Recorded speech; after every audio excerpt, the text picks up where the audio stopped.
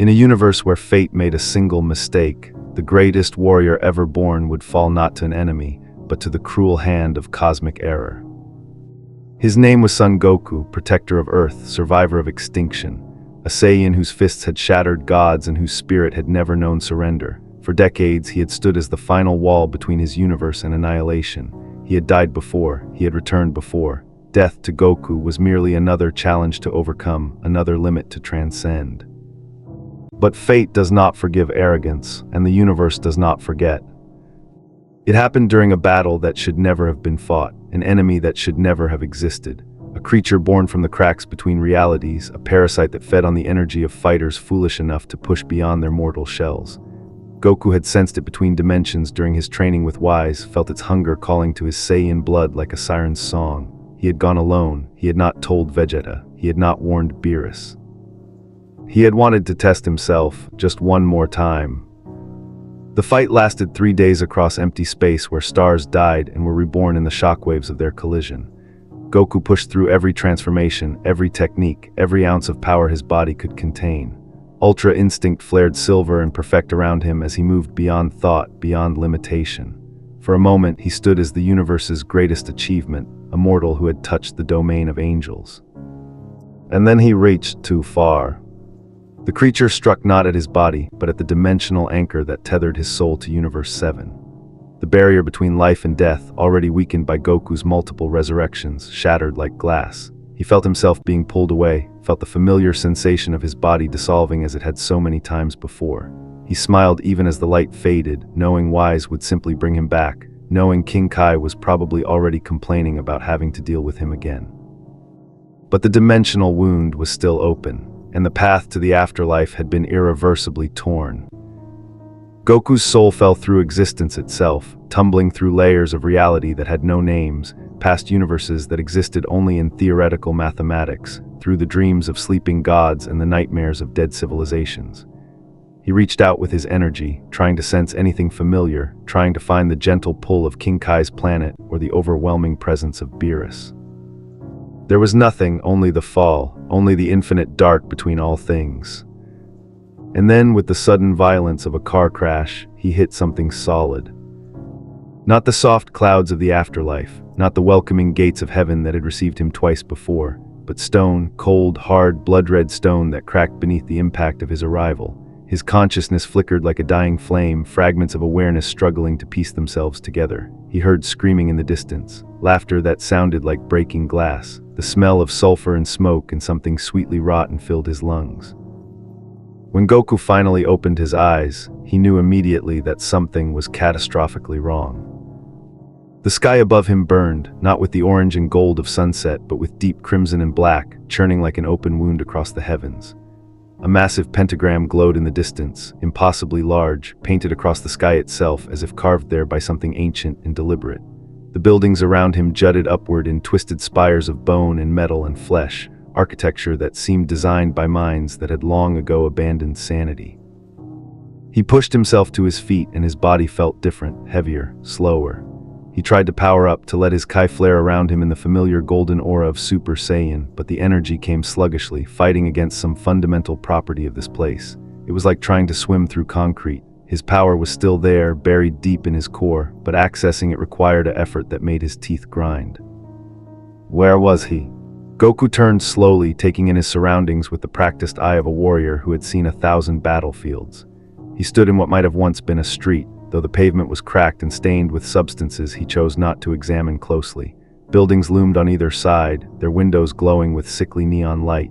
Signs advertised pleasures and vices in languages that shifted and changed even as he looked at them. And then he saw the inhabitants. They were demons, there was no other word for them. Creatures of infinite variety, some humanoid and beautiful in a threatening way, others twisted masses of limbs and teeth and eyes. They moved through the street with casual violence, fighting and laughing and dying and rising again. One creature, its body made entirely of writhing television screens, tore another app. Art only to have the victim reform moments later, screaming obscenities. This was not King Kai's planet, this was not heaven, this was not even the lower levels of the afterlife where villains were sent for punishment and rehabilitation. This was something else entirely. An explosion of light and sound erupted from a nearby building, and the demons scattered with practiced ease. Goku's instincts took over, his body moving before his mind fully processed the threat.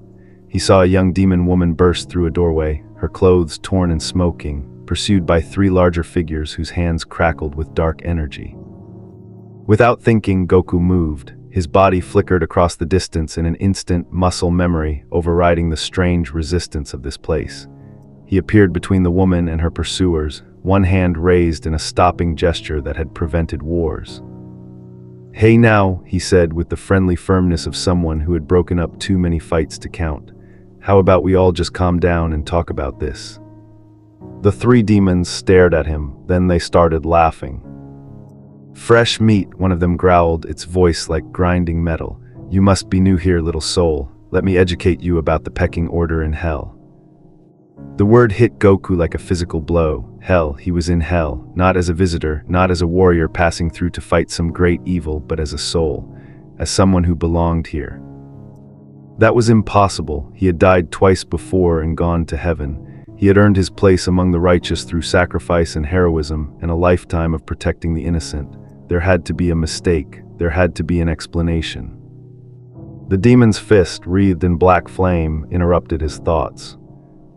Goku caught it on pure instinct, the impact creating a shockwave that shattered windows along the street. The demon's eyes widened in shock. Goku tightened his grip, feeling bones grind together beneath his fingers, and for just a moment let his Kai flare around him in a warning pulse of golden light that pushed back the crimson darkness. "I said," Goku repeated, his voice harder now, "let's talk about this." The demons fled. They simply turned and ran, scrambling over each other in their panic to escape. The young woman Goku had saved stared at him with wide eyes, her expression cycling through shock, fear, and something that might have been hope. "What are you?" she whispered. Goku released a breath he hadn't realized he'd been holding, letting the golden aura fade. The effort of maintaining it for even those few seconds had left him feeling drained in a way that concerned him deeply. "My name's Goku," he said, offering her a smile that had comforted friends and unnerved enemies for decades. "And I think I'm lost. Where exactly is this?" The woman laughed, a slightly hysterical sound. "You're in Pentagram City, Pride Ring, the capital of hell." She looked at him more closely, taking in his orange gi, now torn and stained from his dimensional fall, and his completely bewildered expression. "And you have absolutely no idea what you've gotten yourself into, do you?" Before Goku could answer, another voice cut through the air, this one bright and musical and entirely too cheerful for their surroundings.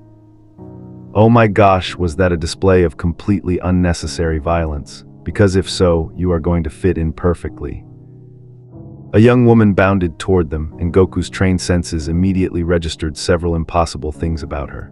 First, despite the demonic horns curving from her blonde hair and the red-tinted skin, she radiated an energy that felt almost pure, almost holy.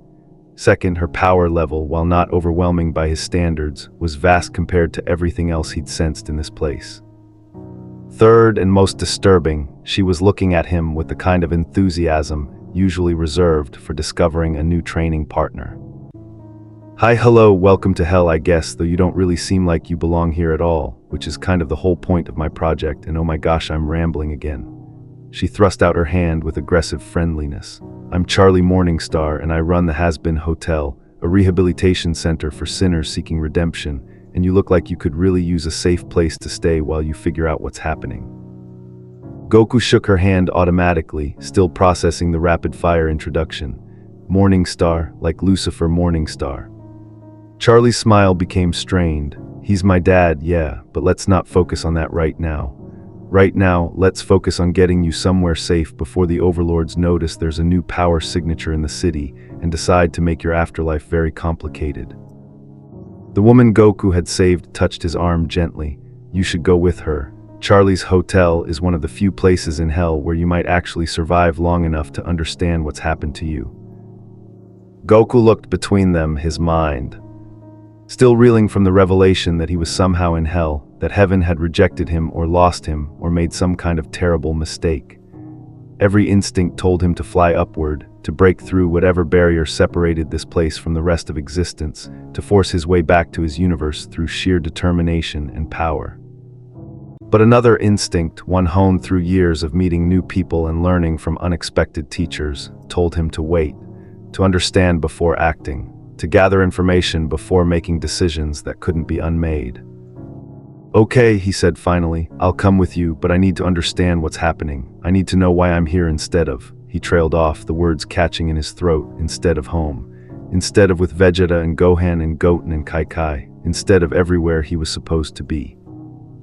Charlie's expression softened with genuine compassion. "We'll figure it out together. That's what the hotel is for, helping people who don't belong in hell find their way to somewhere better." She started walking, gesturing for him to follow. "Though I have to admit, you're the first person I've met who seems to have literally fallen into the wrong afterlife. Usually the damned have a pretty clear idea of why they're here." As they moved through the twisted streets of Pentagram City, Goku felt the eyes of 1,000 demons tracking his movement. He felt the weight of this place pressing down on his soul, trying to mark him, trying to claim him as it had claimed everything else that existed within its boundaries.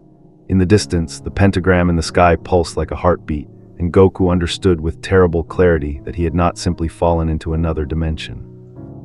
He had fallen into a prison designed to hold souls forever, a prison from which there might be no escape. The Hazbin Hotel loomed ahead, a building that seemed to exist in defiance of hell's corruption, its architecture almost hopeful despite the decay around it. As Charlie pushed open the doors and welcomed him inside, Goku made a decision that would reshape both his destiny and the fate of hell itself. He would not simply accept this. He would not surrender to whatever cosmic mistake had sent him here. He would find a way home, no matter how long it took, no matter what he had to overcome. He was Son Goku, and he had never accepted defeat in his life.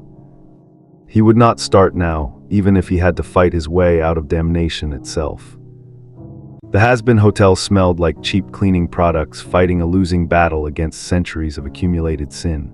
Goku stood in the lobby, his Saiyan senses overwhelmed by the wrongness of everything around him. The building itself seemed to exist in a state of perpetual decay and repair, walls that patched themselves even as new cracks appeared, furniture that looked salvaged from a dozen different eras and realities. But it was the people that truly unsettled him. Charlie had introduced them rapid fire, her enthusiasm undimmed by the obvious skepticism radiating from her companions.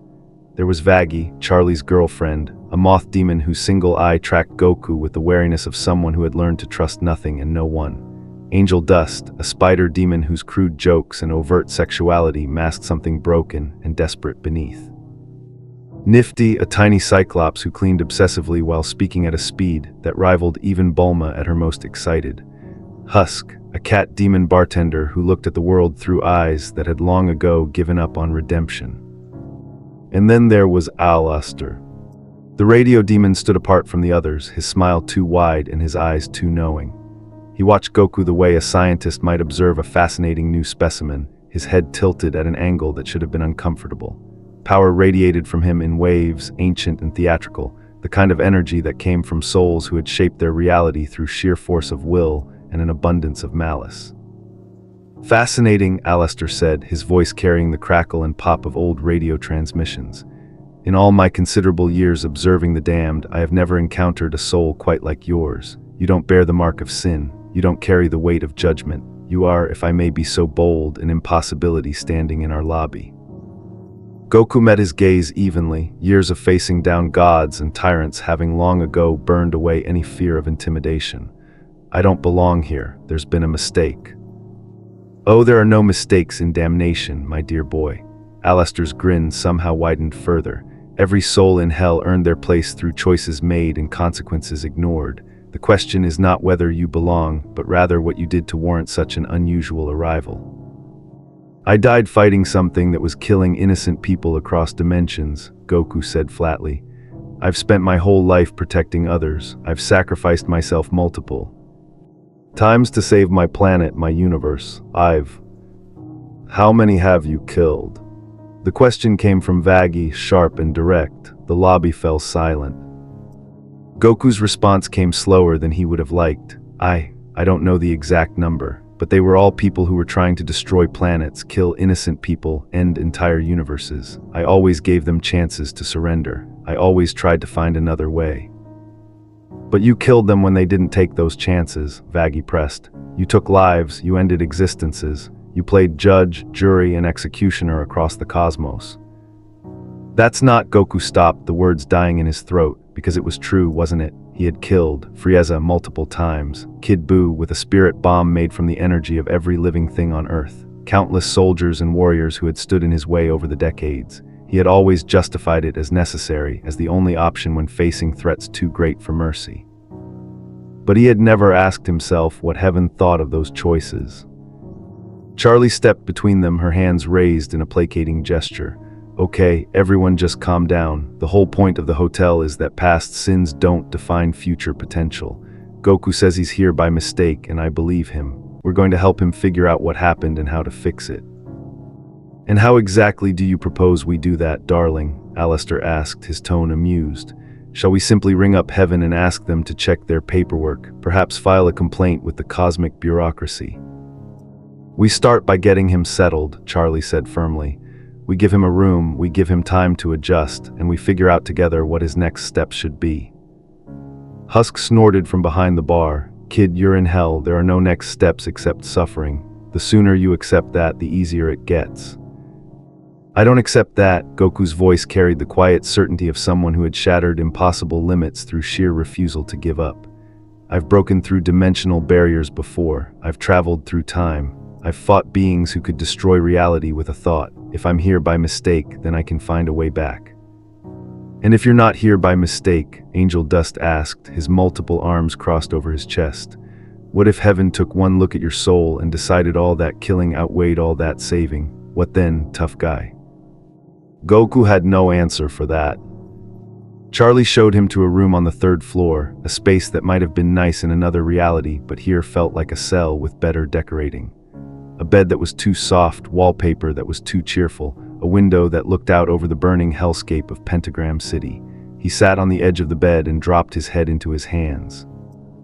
For the first time in his life, Son Goku felt truly lost. He had died before, twice in fact. Both times he had found himself in the afterlife he expected, had met King Kai, had trained and grown stronger even in death. Both times he had known with absolute certainty that he could return, that his story wasn't over, that Earth still needed him. This was different, this was wrong on a fundamental level that made his Saiyan instinct scream in protest. He tried again to sense any familiar energy signature, reaching out with his Kai across vast distances, searching for the calm presence of Wise or the irritated grumbling of Beerus or even the faint signal of King Kai's planet at the edge of existence. Nothing, not even static, just the overwhelming wrongness of hell itself, pressing in from all sides like a vice around his soul. He thought about Kai and felt his chest tighten. She had already lost him twice before. Both times she had believed he was gone forever. Both times he had found a way back to her. What would she think when she learned he had died again? What would Gohan tell Goten? How long would Vegeta wait before deciding Goku had finally pushed too far and wasn't coming back? A knock at the door interrupted his spiral of dark thoughts. "It's open," he called out, not bothering to get up. Charlie entered carrying 2 mugs of something that steamed gently. She offered him one with a smile that was trying very hard to be encouraging. "It's not senzu beans or whatever magical healing thing you're used to, but hot chocolate helps everything feel a little less terrible." Goku took the mug automatically, the warmth of it grounding him slightly. "Thanks." Charlie sat down in the room's single chair, her demonic features somehow softening in the dim light. "I know this is overwhelming. I know you're scared and confused and angry, but I want you to know that you're safe here. Whatever brought you to hell, whatever mistake or judgment or cosmic accident landed you in my hotel, I'm going to help you figure it out." "Why?" Goku asked. "You don't know me. For all you know, I really am supposed to be here. Maybe heaven was right to send me to hell." "I do." "And believe that." Charlie's conviction was absolute. "I've spent my entire existence in hell, Goku. I've seen every kind of sinner, every flavor of evil and cruelty and corruption. I've met souls so twisted by their own choices that they barely remember what it means to be anything other than monsters, and you're not like them. Your energy, your aura, whatever you want to call it, it's not damaged, it's not corrupted, it's just lost. I've killed people, Charlie, a lot of people. Angel's Dust was right to ask what happens if I deserve this." "Did you enjoy it?" The question caught Goku off guard. "What?" Did you enjoy killing them? Did you take pleasure in ending lives, in having that power over others? No, Goku said immediately. I hated it every time. Even when they were monsters, even when there was no other choice, I hated that it came to that. I always wished there was another way. Charlie smiled. Then you don't belong here, because everyone else in hell, they enjoyed it. They reveled in their sins, embraced their cruelty, chose again and again to hurt others for their own benefit or pleasure. That's what damnation is, the eternal consequence of choosing to be evil when you had every opportunity to choose otherwise. But I still made those choices. I still took those lives. In defense of others, in protection of entire universes. Charlie leaned forward, her eyes intense. Goku, I'm not saying you're perfect. I'm not saying every choice you made was right, but intentions matter, context matters, and from everything you've told me, you were a protector, not a destroyer. Goku wanted to believe her. God, he wanted to believe her so badly it hurt, but the evidence was overwhelming. He was in hell. Heaven had rejected him or lost him or decided he didn't deserve salvation. And no amount of good intentions could change the fact that he was trapped in damnation with no clear path home. What if I can't get back? He asked quietly. What if this is permanent? What if I'm stuck here forever while my family thinks I'm gone, while my universe moves on without me? Charlie's expression became pained. I don't know, I wish I could promise you that everything will be fine, that we'll find a way to send you home, but I've learned not to make promises I can't keep. She paused, choosing her next words carefully. What I can promise is that you won't face this alone. The hotel, my friends, me will help you navigate this, and if there is a way back to your universe, we'll find it together. A scream echoed from somewhere in the city below, followed by manic laughter and the sound of something exploding. Goku's instincts flared, his body tensing to respond to the threat before Charlie's hand on his arm stopped him. You can't save everyone here, she said gently. That's the hardest lesson of hell. These people chose their fates. They're suffering consequences of their own making. If you try to help everyone, you'll lose yourself in the process. But that's what I do, Goku protested. That's who I am. I protect people. I fight for those who can't fight for themselves. And that's beautiful, Goku, it really is. But hell isn't Earth. The rules are different here. The people are different. If you go out there trying to be everyone's savior, the overlords will use it against you. They'll manipulate your compassion, weaponize your heroism, and before you know it, you'll be the thing you swore to fight against. Goku looked out the window at the burning sky, at the city of the damned spreading out like a cancer across the landscape of hell. He thought about his training with Master Roshi, with Kami, with King Kai and Wise. Every teacher had tried to instill wisdom alongside power, to make him understand that strength without purpose was just destruction with better marketing. But none of them had prepared him for this. None of them had taught him how to be a warrior in a place where fighting was eternal and victory was impossible.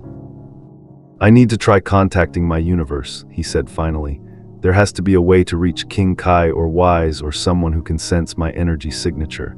If I can just let them know where I am, maybe they can pull me back. Charlie nodded. We can work on that, but Goku, you need to prepare yourself for the possibility that they can't sense you. Hell is designed to be separate from all other realms of existence. The souls here are cut off from everything they knew in life. It's part of the punishment. Then I'll find another way. Goku's determination, that infinite stubbornness that had carried him through impossible battles, hardened into resolve. I didn't give up when Frieza destroyed my planet. I didn't give up when Cell threatened my son. I didn't give up when Buu tried to destroy the universe. I'm not going to give up now just because the stakes are higher and the odds are worse. That's the spirit, Charlie said, her smile returning. And who knows, maybe having someone with why. Our power and determination is exactly what hell needs right now. What do you mean?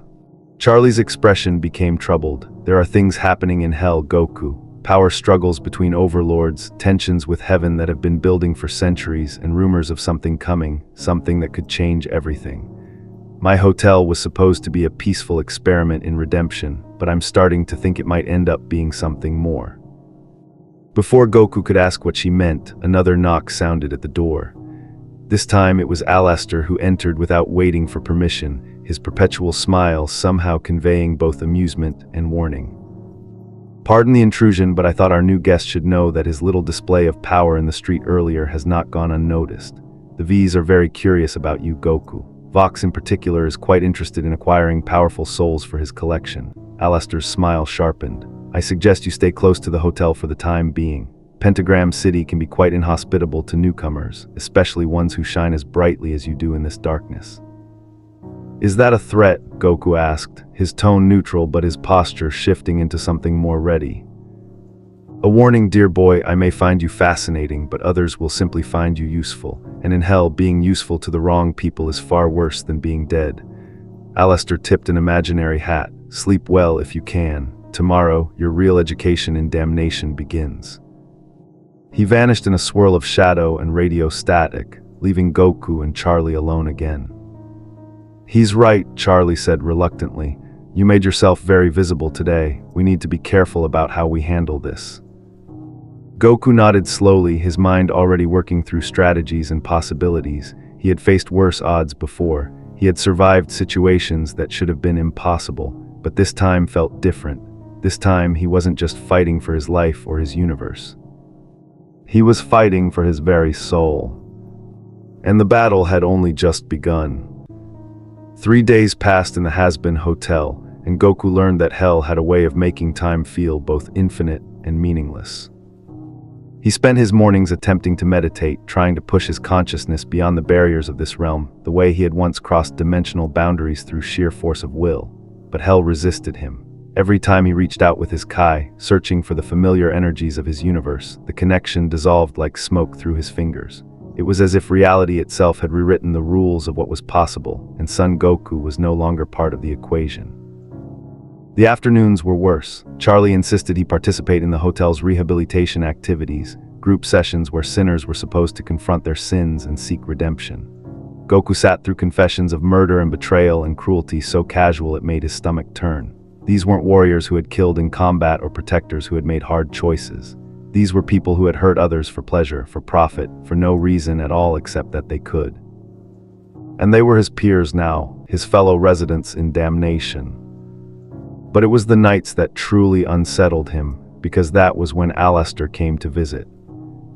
The radio demon had made a habit of appearing in Goku's room after everyone else had gone to sleep, materializing from shadows with his eternal smile and his eyes that saw too much. He never threatened, never attacked, but his presence carried the weight of something ancient and hungry, a predator studying prey it didn't quite understand. On the fourth night, Goku finally confronted him about it. "Why do you keep watching me?" he asked as Alastor settled into the room's chair with unsettling grace. "What is it you want?" "Want, my dear boy, I simply find you endlessly entertaining." Alastor conjured a cup of tea from nowhere, the porcelain clinking softly as he took a sip. "You see, I have spent decades observing the damned, studying the patterns of how souls break and reshape themselves in hell's embrace, and you, Goku, are breaking all of those patterns." "I'm not breaking," Goku said firmly. "I'm adapting." "Are you?" Alastor's smile never wavered, but his eyes gleamed with genuine curiosity. "Tell me, in these 4 days, how many times have you felt the urge to fly out that window and start saving every screaming soul in Pentagram City? How many times have you heard violence in the streets and had to physically restrain yourself from intervening?" "Too many times." Goku didn't answer, but his silence was confirmation enough. "You see, that's what makes you so fascinating. Every other soul in hell eventually learns to ignore the suffering around them. They become numb to it, accept it as the natural state of existence here. But you," Alastor leaned forward, his radiostatic voice dropping to something almost intimate. "Why? Oh, still care, despite knowing these are sinners receiving their just punishment, despite understanding that intervention would be futile, you still feel the instinctive need to protect. It's quite beautiful, in a tragically doomed sort of way." "There's nothing tragic about compassion," Goku countered. "Just because people made mistakes doesn't mean they deserve eternal suffering." "Mistakes?" Alastor laughed, the sound crackling like a phonograph skipping. "My dear boy, the souls in hell didn't make mistakes, they made choices, deliberate, conscious choices to inflict harm on others. Angel Dust sold his body and others' bodies for profit and drugs. Husk gambled away souls like they were currency. I myself," he paused, his smile becoming something sharper. "Well, let's just say my radio show featured programs that would make even your strongest stomach turn." Goku felt his fists clench involuntarily. "And you're proud of that?" "Proud, no, but I don't pretend it didn't happen, and I don't waste energy on useless regret." Alastor set down his teacup with deliberate care. That's the difference between us, Goku. You carry the weight of every life you've taken like stones around your neck. I buried my victims and moved on. Then you're exactly where you belong, Goku said coldly. Precisely, and that brings us to the question that has been consuming my considerable intellect these past few days. Alastor stood, beginning to pace with theatrical energy. If I belong here, an angel belongs here, and every other sinner in this hotel belongs here, then what are you doing in hell, Son Goku? What sin could a hero possibly have committed to warrant damnation? I don't know, Goku admitted, but I'm going to find out.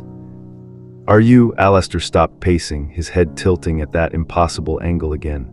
Because from where I'm standing, you seem quite content to hide in this hotel, attending Charlie's little therapy sessions and pretending that everything will somehow work itself out. For someone so determined to return home, you've made remarkably little progress toward that goal. The words stung because they were true. Goku had been passive, waiting for answers to come to him instead of actively seeking them out. It was behavior completely unlike him, and he realized with growing horror that hell was already changing him, making him reactive instead of proactive. What would you suggest? He asked, hating that he was asking Alastor of all people for advice. Test the boundaries. Alastor's grin widened impossibly. You say your power doesn't work properly in hell, then push it until you understand why. You say you can't sense your universe, then search harder, dig deeper, make yourself impossible to ignore.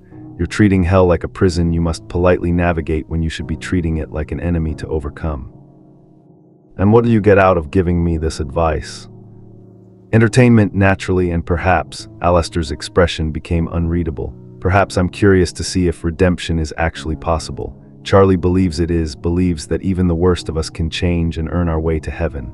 I find the concept absurd, but you, my dear boy, might actually be able to prove it one way or another. Before Goku could respond, the hotel shuddered, not physically, but on some deeper level, as if reality itself had hiccuped.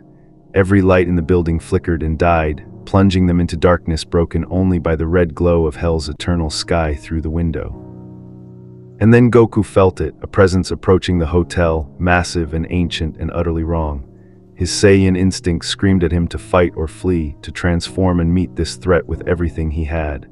But something held him back, some deeper wisdom that recognized this was beyond simple combat. Alastor's smile had finally faltered, replaced by an expression of genuine concern. Well, this is unexpected. What is it? Goku demanded, moving to the window. In the street below, demons were fleeing in all directions, abandoning their violence and vices in favor of pure survival instinct. An overlord, Alastor said quietly. Not just any overlord, but one who rarely leaves his territory. Vox has come calling, and I suspect you're the reason why. The presence grew stronger, and Goku saw him now.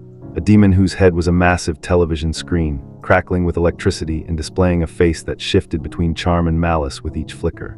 He didn't walk so much as glide, reality bending around him like he was the center of gravity for this entire section of hell. Behind him came a parade of lesser demons, all of them bearing the same screen-like features, all of them extensions of his will. Goku, Charlie's voice echoed up from the lobby, urgent and afraid. You need to get down here now.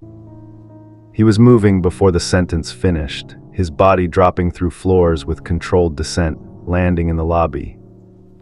Just as the hotel's doors exploded inward, Vox stood in the entrance, his screen face displaying a smile that was all corporate menace and calculated threat. Well, well, well, Vox said, his voice coming from 1,000 speakers at once, surrounding them with sound. The famous Hazbin Hotel, and here I thought you were just Charlie's little pet project, but it seems you're harboring something much more interesting. Charlie stepped forward, placing herself between Vox and Goku. This is neutral ground, Vox. The hotel doesn't participate in Overlord politics.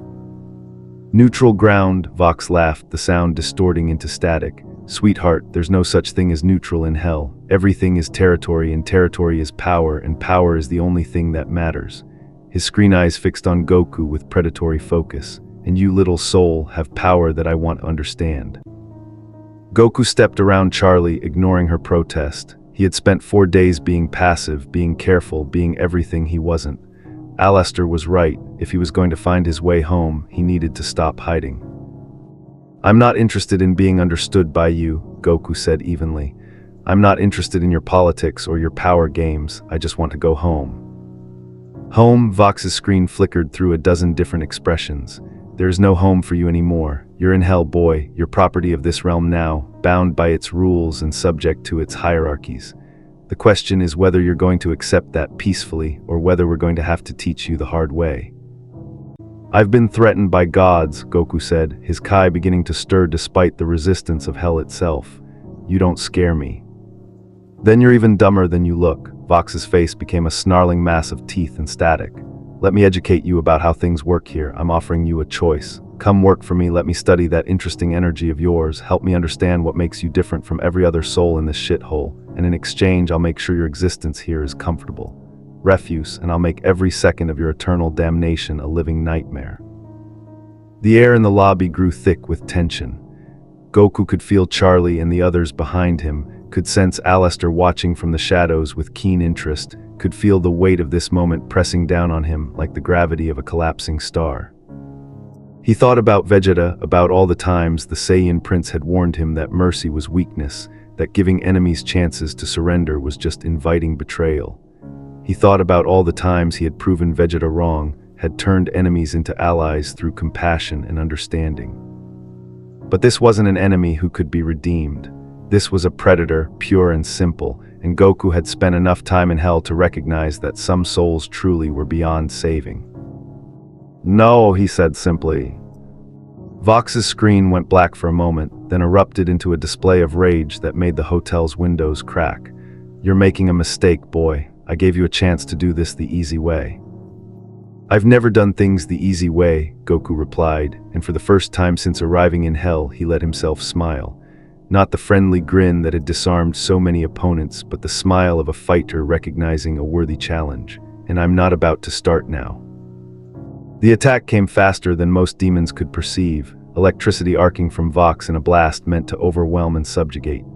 But Goku had fought beings who could move at the speed of light, had trained with angels who existed beyond normal time. He shifted his weight, let the energy pass harmlessly around him, and delivered a single punch to Vox's screen face that sent the Overlord crashing backward through his own army of followers. The lobby fell silent except for the crackle of damaged electronics. Vox pulled himself up slowly, his screen flickering with damage and disbelief. You actually hit me. Do you have any idea what you've just done? Started a fight I'm going to finish, Goku said, dropping into a combat stance that had been honed across decades of battle. You wanted to understand my power, come find out firsthand. But Vox was already retreating, his form glitching and distorting as he pulled back into the safety of his territory. This isn't over, Saiyan. You just made an enemy of every overlord in hell. We're going to tear you apart and study the pieces. He vanished in a burst of static, leaving only the wreckage of his entrance behind. Charlie stared at Goku with an expression caught between awe and horror. Do you realize what you just did? Vox is one of the most powerful overlords in hell. He has resources, connections, entire districts under his control. He can make your existence here absolute torture. Let him try, Goku said, the adrenaline of combat still singing through his veins, for the first time since arriving in hell. He felt like himself again, not lost, not confused, but ready to fight for what he believed in. I'm done hiding, I'm done being passive. If hell wants to break me, it's going to have to earn it. Alastor stepped out of the shadows, his smile somehow both approving and concerned. Well, it seems our little lost soul has finally decided to show his teeth. How delightfully catastrophic this is going to be. Angel Dust whistled low. You've got balls, I'll give you that. Stupid, suicidal balls, but balls nonetheless. We need to prepare, Vaggie said, her military instincts taking over. Vox won't come alone next time. He'll bring Valentino and Velvet, maybe other overlords if he can convince them this is worth their time.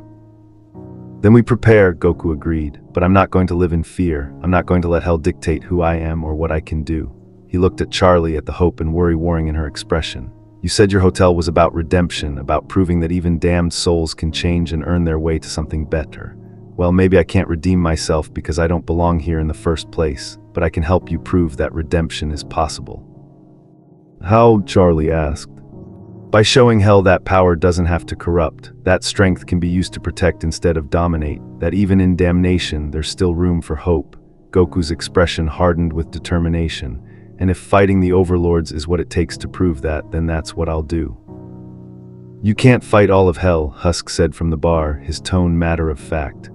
Even with your power, even with whatever tricks you're hiding, there are forces here that will overwhelm you. Maybe, Goku acknowledged, but I've faced impossible odds before, and I've learned that the only way to overcome them is to stand up and fight, consequences be damned. Alastor laughed, a sound of pure delighted chaos. Oh my dear boy, you have no idea how literal that phrase is in this realm, but I must admit I am thoroughly entertained by your determination. Very well then, if you're going to wage war against Hell's power structure, you'll need allies who understand how this realm truly functions. You're offering to help, Goku asked skeptically. I'm offering to ensure this remains interesting, Alastor corrected. Whether that helps you or destroys you remains to be seen, but either way, the entertainment value will be extraordinary. Charlie moved to Goku's side, her hand finding his arm with gentle pressure. If you're serious about this, about fighting back against the overlords and proving that hell can change, then you have my support. That's what the hotel was supposed to be anyway, a revolution against the idea that damnation has to be eternal. Then let's make it a real revolution, Goku said. Let's show hell what happens when someone refuses to accept their damnation. Outside, the crimson sky pulsed with electric anger as word of Vox's humiliation spread through Pentagram City. Overlords stirred in their domains, ancient powers taking notice of the anomaly that had appeared in their realm. Heaven itself, distant and uncaring, remained silent on the matter of the soul that had fallen through the cracks of cosmic justice. And in that silence, in the space between damnation and redemption, Son Goku prepared for the fight of his eternal life. Because he had learned something crucial in these 4 days of observation and restraint, hell was not just a prison. It was a system built on fear and power, on the belief that the damned could never rise above their sins. Every overlord, every demon, every suffering soul had accepted this as immutable truth. But Goku had built his entire existence on shattering immutable truths. He had broken through the limits of his Saiyan heritage. He had surpassed gods and mastered powers that mortals were never meant to touch. He had died and returned, had saved universes that should have been lost, had turned enemies into friends through sheer stubborn refusal to accept that anything was impossible. If hell thought it could contain him, it was about to learn a lesson that gods and tyrants had learned before it. Son Goku did not accept limits, he did not bow to fate, and he would not surrender his soul to damnation without a fight that would shake the very foundations of this realm. The war for Hell's future had begun, and the overlords had no idea what they had awakened. The extermination came without warning, as it always did. Goku had spent 2 weeks in the Hazbin Hotel, 2 weeks of training in secret, pushing his body to adapt to Hell's crushing atmosphere and strange physics. His Kai still resisted him, still fought against every transformation attempt, but he was making progress. Slowly, painfully, he was learning to channel his power through Hell's filter rather than against it. Charlie had warned him about the extermination, an annual purge where angels descended from heaven to cull Hell's population, to prevent the damned from growing too numerous and potentially threatening the celestial order. She had described it as a necessary evil, a brutal reality of existence in the Pride Ring that even overlords could only endure rather than prevent. But nothing could have prepared Goku for the reality of it. The sirens started at dawn, their wailing cutting through Hell's perpetual crimson sky like a knife through flesh. Goku had been meditating in his room when the sound hit him, and his Saiyan instincts immediately recognized it for what it was, a warning of incoming slaughter. He rushed to the window and saw them descending. Angels, dozens of them, hundreds perhaps, dropping through the dimensional barrier between heaven and hell like falling stars wrapped in holy light. But these were not the gentle, compassionate beings of religious imagery. These were warriors, their faces hidden behind masks of cold white metal, their wings sharp as blades, their weapons gleaming with divine purpose. And they were killing everything they touched. Goku watched in frozen horror as the first wave hit Pentagram City. Demons scattered in all directions, screaming and begging and dying as the angels cut through them with methodical efficiency. There was no judgment, no consideration of individual circumstance. Every soul they encountered was destroyed, reduced to nothing but fading screams and dissipating energy. "Get away from the window." Vaggie grabbed his arm and pulled him back just as an angelic spear shattered the glass where he'd been standing. The hotel shook as something massive landed on the roof, and Goku heard the distinctive sound of weapons being drawn throughout the building. "What is this?" he demanded. "Why are they killing indiscriminately?" "Because we're in hell," Vaggie snapped, pulling on armor that looked like it had seen too many of these purges. "Because heaven decided a long time ago that the damned are better off not existing. Because this is what divine justice actually looks like when you strip away the pretty words and hymns." Charlie appeared in the doorway, her usually cheerful demeanor replaced by grim determination.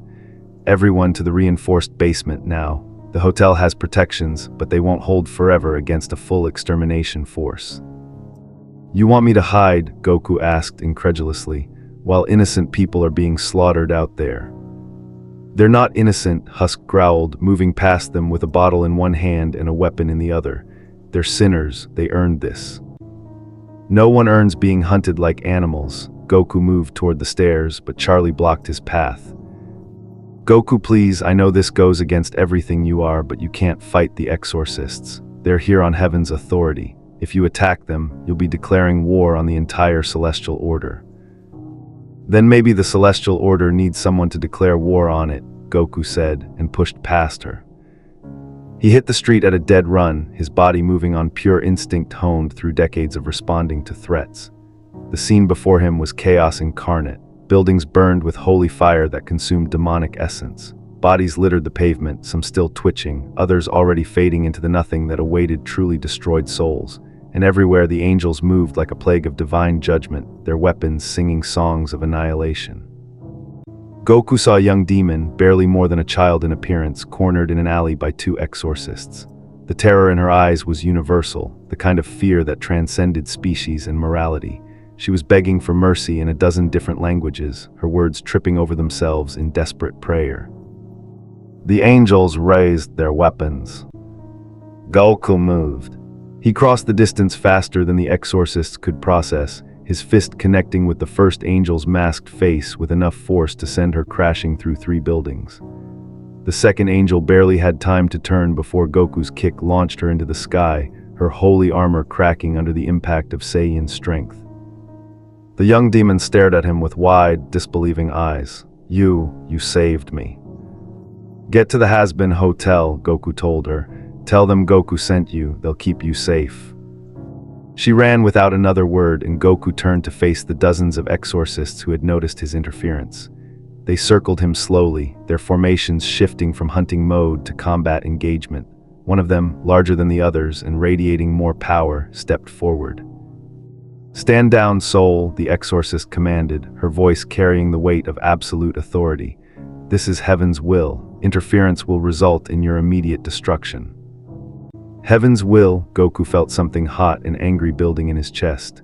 Heaven's will is to murder people who can't fight back, to slaughter souls without trial or mercy or even basic compassion.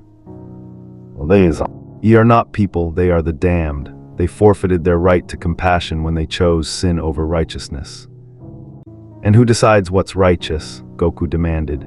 "You, some distant god who's never walked in their shoes, never faced their choices, never struggled with their circumstances." The lead exorcist's weapon began to glow with holy light. "Your words are heresy, your actions are rebellion. Submit to judgment or be destroyed."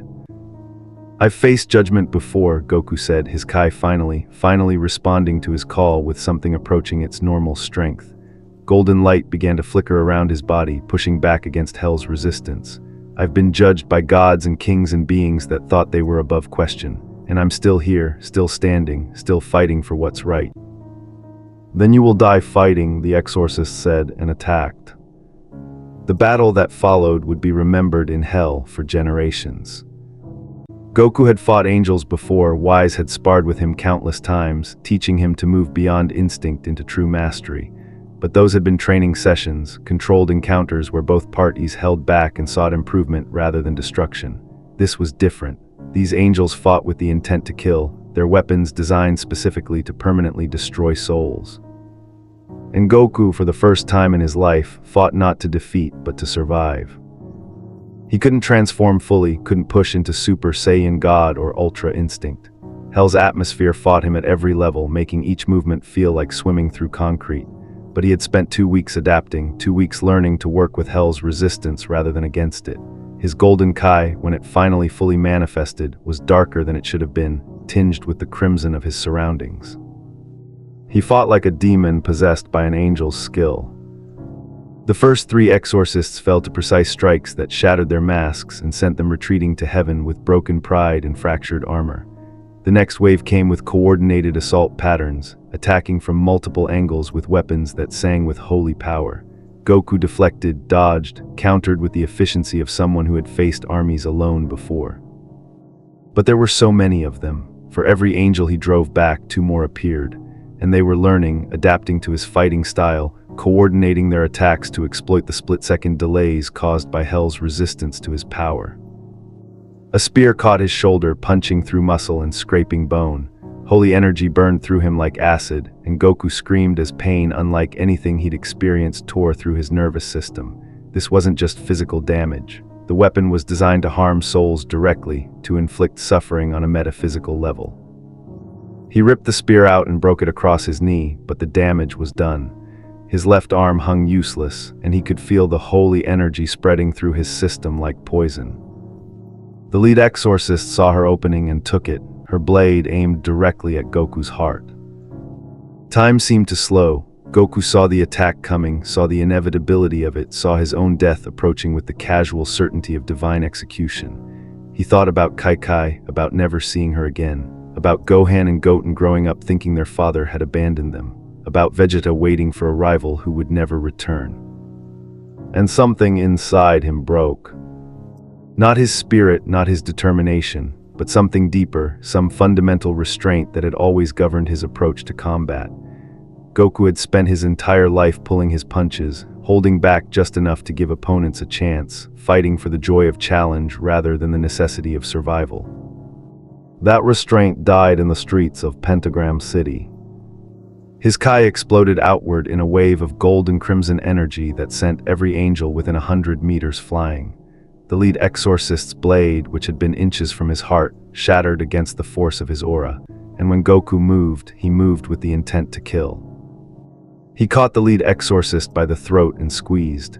He felt her windpipe collapse beneath his fingers, felt the holy energy in her body trying desperately to heal the damage faster than he could inflict it. Her wings beat frantically, her fellow angels screaming commands and warnings, but Goku was beyond hearing.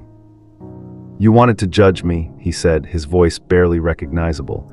"You wanted to destroy me for defending the helpless. Then let me show you what happens when you push a Saiyan too far." He channeled every ounce of his Kai into a single, focused point. Not a Kamehameha, not a spirit bomb, but something simpler and infinitely more violent. Pure destructive energy, compressed to the size of a marble and released directly into the exorcist's core. She exploded, not dramatically, not with fire and thunder, but with a suit.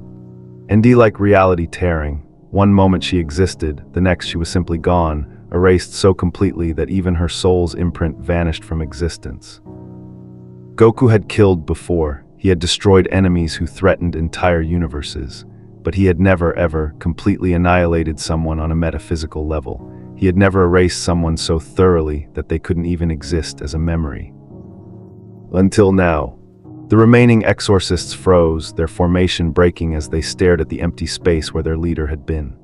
Then, as one, they retreated. They didn't run, didn't flee in panic, but withdrew with military precision, ascending back to heaven and leaving behind a battlefield littered with destroyed demons and the lingering taste of holy fire. Goku stood alone in the devastated street, his arms still useless, his body screaming in pain from the holy wound, and looked down at his hands. They were shaking, not from fear or exhaustion, but from the realization of what he had just done. He had killed an angel, not just defeated her, not just sent her back to heaven with a lesson learned. He had ended her existence completely, had removed her from reality with the same finality that Xeno had erased universes. And the worst part, the part that made his Saiyan blood run cold, was that in that moment of violence he had felt nothing. No regret, no hesitation, no moral conflict, just the pure, terrible satisfaction of eliminating a threat. Goku. Charlie's voice cut through his spiral of dark thoughts. She ran toward him, her eyes wide with horror at the destruction surrounding them. What did you do? What have you done? I protected people, he said, but the words felt hollow even as he spoke them. I stopped them from killing more innocents.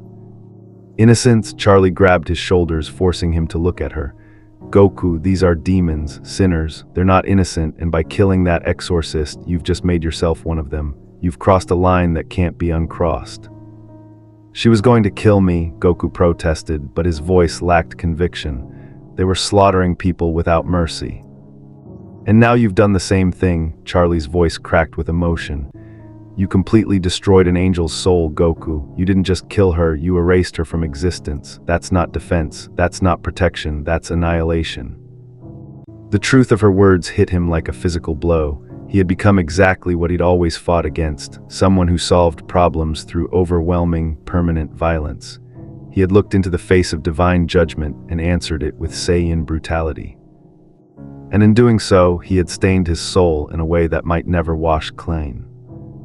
Alastor appeared from the smoke in devastation, his smile somehow both sympathetic and amused. Well, it seems our righteous warrior has discovered that hell has a way of bringing out one's true nature. Tell me, Goku, how does it feel to have blood on those innocent hands of yours? Shut up, Goku said, but there was no force behind it. The exorcists will report this to heaven, Vaggie said, appearing beside Charlie with her spear still drawn. They'll send more, stronger ones, and they won't just target you. They'll target everyone in the hotel, everyone you've tried to protect. You've painted a bullseye on all of us.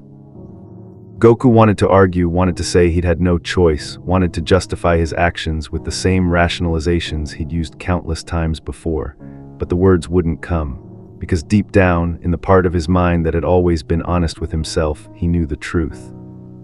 He had had a choice, and he had chosen violence. Not strategic violence meant to incapacitate, not necessary force to prevent greater harm, but pure, vengeful destruction aimed at completely erasing someone who had threatened him. And that choice had cost him something precious, something he hadn't even realized he was risking until it was already gone. His purity, his moral certainty, the fundamental belief that he was different from the tyrants and monsters he had spent his life fighting.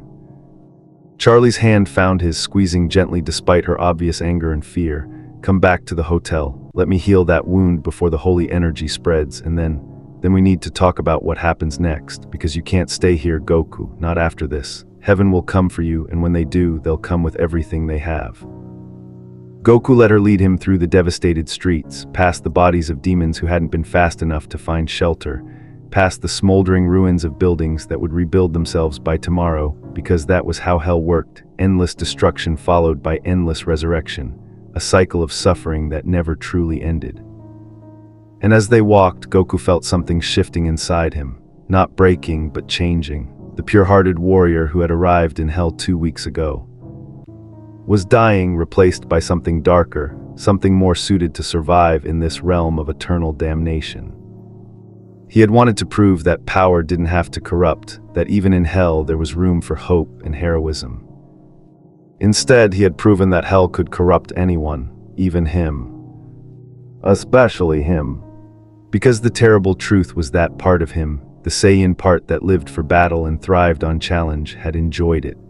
Had felt the rush of completely overwhelming an opponent, of showing absolute dominance through overwhelming force. And that enjoyment terrified him more than any enemy ever had. The wound in Goku's shoulder refused to heal.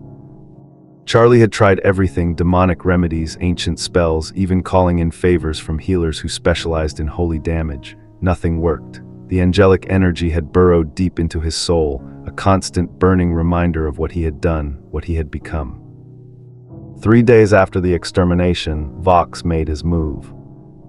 The televisions throughout Pentagram City flickered to life simultaneously, every screen displaying the same message. footage of Goku destroying the exorcist, played on loop with commentary that painted him as a threat to both heaven and hell.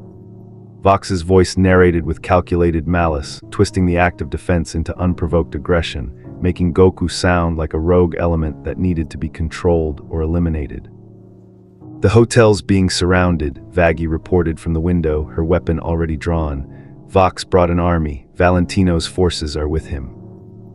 Goku moved to look outside despite the pain in his shoulder. Hundreds of demons filled the street, many of them bearing the technological modifications that marked them as Vox's property. At the front stood Vox himself, his screen face displaying a smile of absolute confidence. Beside him was Valentino, a moth demon whose very presence made the air feel toxic with corruption. "They're not here to negotiate," Alastor observed calmly. "They're here to make an example, to show hell what happens when someone refuses to bow to the established order." "Then I'll show them what happens when they threaten people I care about," Goku said, moving toward the door. Charlie grabbed his good arm. "You're injured, your power is still fighting against hell's atmosphere. If you go out there alone, they'll tear you apart." "So what do you suggest? We just surrender?" "No," Charlie said firmly. "We fight smart. We use the hotel's defenses, we work together, and we don't give Vox the satisfaction of making you into the monster he's claiming you are." But Vox didn't wait for them to prepare. The attack came with brutal efficiency, demons pouring through windows, walls, the very foundation of the hotel. They weren't trying to kill, Goku realized. They were trying to capture, to subdue, to take him alive for whatever Vox had planned. The battle was chaos. Angel Dust fought with surprising ferocity, his weapons tearing through attackers with practiced ease. Husk used his wings and claws to brutal effect. Vaggie moved like a trained soldier, every strike precise and lethal. Even Nifty became a whirlwind of violence, her small size making her nearly impossible to track. But there were too many, and Goku, weakened by his wound and still adjusting to Hell's physics, found himself struggling in ways he never had before. A collar snapped around his neck before he could react, some kind of demonic device that immediately began suppressing his Kai, making it nearly impossible to access his power. Goku felt panic rising as his strength drained away, as the one thing he had always relied on became unreachable. "Got you," Vox's voice crackled through speakers embedded in the collar. "Did you really think you could fight the system, Saiyan? You're in hell, we own you here. Every soul, every demon, every pathetic attempt at redemption, it all belongs to us." Goku grabbed the collar, trying to tear it off, but his weakened state made the attempt futile. Demons closed in around him, their faces twisted with malicious glee. He was going to lose. For the first time since arriving in hell, he was actually going to be defeated. And then something inside him changed. The holy wound in his shoulder suddenly flared with excruciating pain, but instead of weakening him further, it reacted with the demonic energy of the collar. The two forces, celestial and infernal, met inside his body and created something new, something that shouldn't exist. Goku's Kai exploded outward, but it wasn't golden anymore. It was crimson and black, streaked with lightning that felt wrong on a fundamental level. The collar shattered. The demons surrounding him were blown back by the force of his transformation. He had achieved a new form, not Super Saiyan, not any transformation he recognized. This was something born from hell itself, his Saiyan power corrupted and reshaped by the realm of the damned. "What is that?" Valentino whispered, his usual confident. "See cracking." Goku didn't answer. He moved through Vox's army like death itself, each strike calculated for maximum devastation. He wasn't trying to incapacitate anymore. He wasn't holding back. The restraint that had defined his entire fighting philosophy had been burned away by Hell's influence. He reached Vox in seconds, his hand closing around the Overlord's screen face with crushing force. "You wanted to control me, to own me. Let me show you what happens to people who try to put chains on a Saiyan." "Wait," Vox started, but Goku didn't wait. He channeled his corrupted Kai directly into Vox's core, not to destroy completely like he had the Exorcist, but to break. To shatter the Overlord's sense of superiority, to make him understand that power in hell was meaningless against someone who had fought gods. Vox screamed, his screen face cracking, his control over his territory fracturing. The demons under his command froze as their master's grip on them weakened. Valentino tried to intervene, but Alastor appeared between them, his smile sharp and dangerous. "I wouldn't," the radio demon said softly. "You're watching the birth of something unprecedented, a soul powerful enough to challenge Hell's entire hierarchy. I'd suggest retreating while you still can." The V's fled, their army scattered, and Goku stood in the destroyed lobby of the Hazbin Hotel, his new form crackling with dark energy, and realized with horror what he had become. Hell hadn't just wounded him, it had changed him on a fundamental level. And there might be no going back. Goku sat alone on the hotel's roof, staring at Hell's burning sky and trying to make sense of what he had become. The dark transformation had faded hours ago, leaving him exhausted and hollow. His shoulder wound had finally stopped burning, but only because it had merged with his essence completely. The angelic energy wasn't fighting him anymore, it had become part of him, mixed with his Saiyan Kai and Hell's corruption into something that shouldn't exist. He reached out again with his senses, desperately searching for any sign of his universe. For weeks he had tried, pushing his consciousness beyond Hell's barriers, calling out to King Kai, to Wise, to anyone who might hear him. Tonight, something finally answered. But it wasn't what he expected.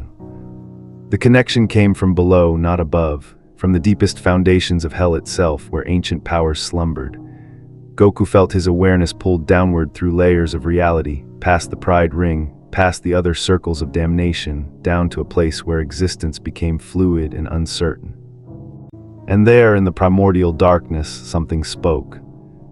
"Son Goku," the voice was neither male nor female, neither kind nor cruel. It simply was, "You have been seeking answers, we will provide them." "Who are you?" Goku demanded, his mental voice echoing in the void. "We are the Foundation, the original purpose of damnation before it became corrupted by petty demons and self-righteous angels." The transformation happened gradually, then all at once. Goku spent weeks after his decision training in ways he never had before, not to become stronger in the traditional sense, but to understand the fundamental nature of Hell itself. He meditated in the deepest parts of the hotel, where reality grew thin and the barriers between realms became visible to those who knew how to look. He pushed his Kai through Hell's resistance until the realm's energy stopped fighting him and started flowing with him. And slowly, terrifyingly, he began to change. It started with his aura. The golden light of Super Saiyan, which had defined his power for decades, began to darken. Not fade, but corrupt, taking on the crimson and black hues of Hell's own essence. At first, Goku fought against it, tried to purify his energy back to its original state. But the primordial voice's words echoed in his mind. He was no longer the Son Goku who had left Universe 7. He was something new, something between worlds. Charlie noticed the change first. She found him one evening in the training room he'd created in the hotel's basement, his body surrounded by an aura that looked like hellfire given conscious form. The energy crackled with black lightning, pulsed with power that felt simultaneously divine and demonic, and radiated a heat that made the air shimmer with distortion. "Goku, what is that?" she asked, fear and wonder mixing in her voice. He opened his eyes, and for a moment they glowed with that same crimson-black energy. "Evolution," he said simply. "Hell's been trying to corrupt me since I arrived. I've been fighting it, trying to stay pure, trying to remain the person I was. But that person doesn't exist anymore. So instead of fighting the corruption, I'm controlling it." "That's not corruption control," Vaggie said from the doorway, her single eye wide with alarm. "That's fusion. You're merging Saiyan power with Hell's essence. Do you have any idea what that could do to you?" Goku stood, and the energy around him intensified. His hair, normally black or golden depending on his transformation, now flickered between states, dark as midnight one moment, burning with tainted light the next.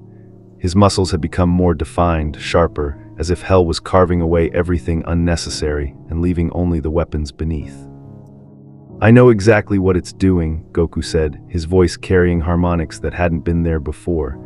"It's making me strong enough to survive here, strong enough to challenge the systems that keep Hell trapped in cycles of suffering, strong enough to prove that redemption is possible."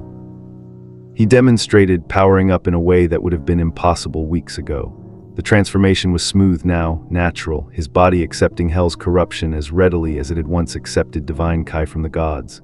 The form that emerged was something unprecedented, his hair spiked upward and back, colored like dying embers. His eyes burned with intelligence and barely controlled violence. His aura formed patterns that resembled both angel wings and demon horns, a fusion of celestial and infernal that should have been impossible. I'm calling it Sinner's Ascension, Goku said, examining his transformed hands with clinical interest. It's not Super Saiyan, it's something new, something born from damnation.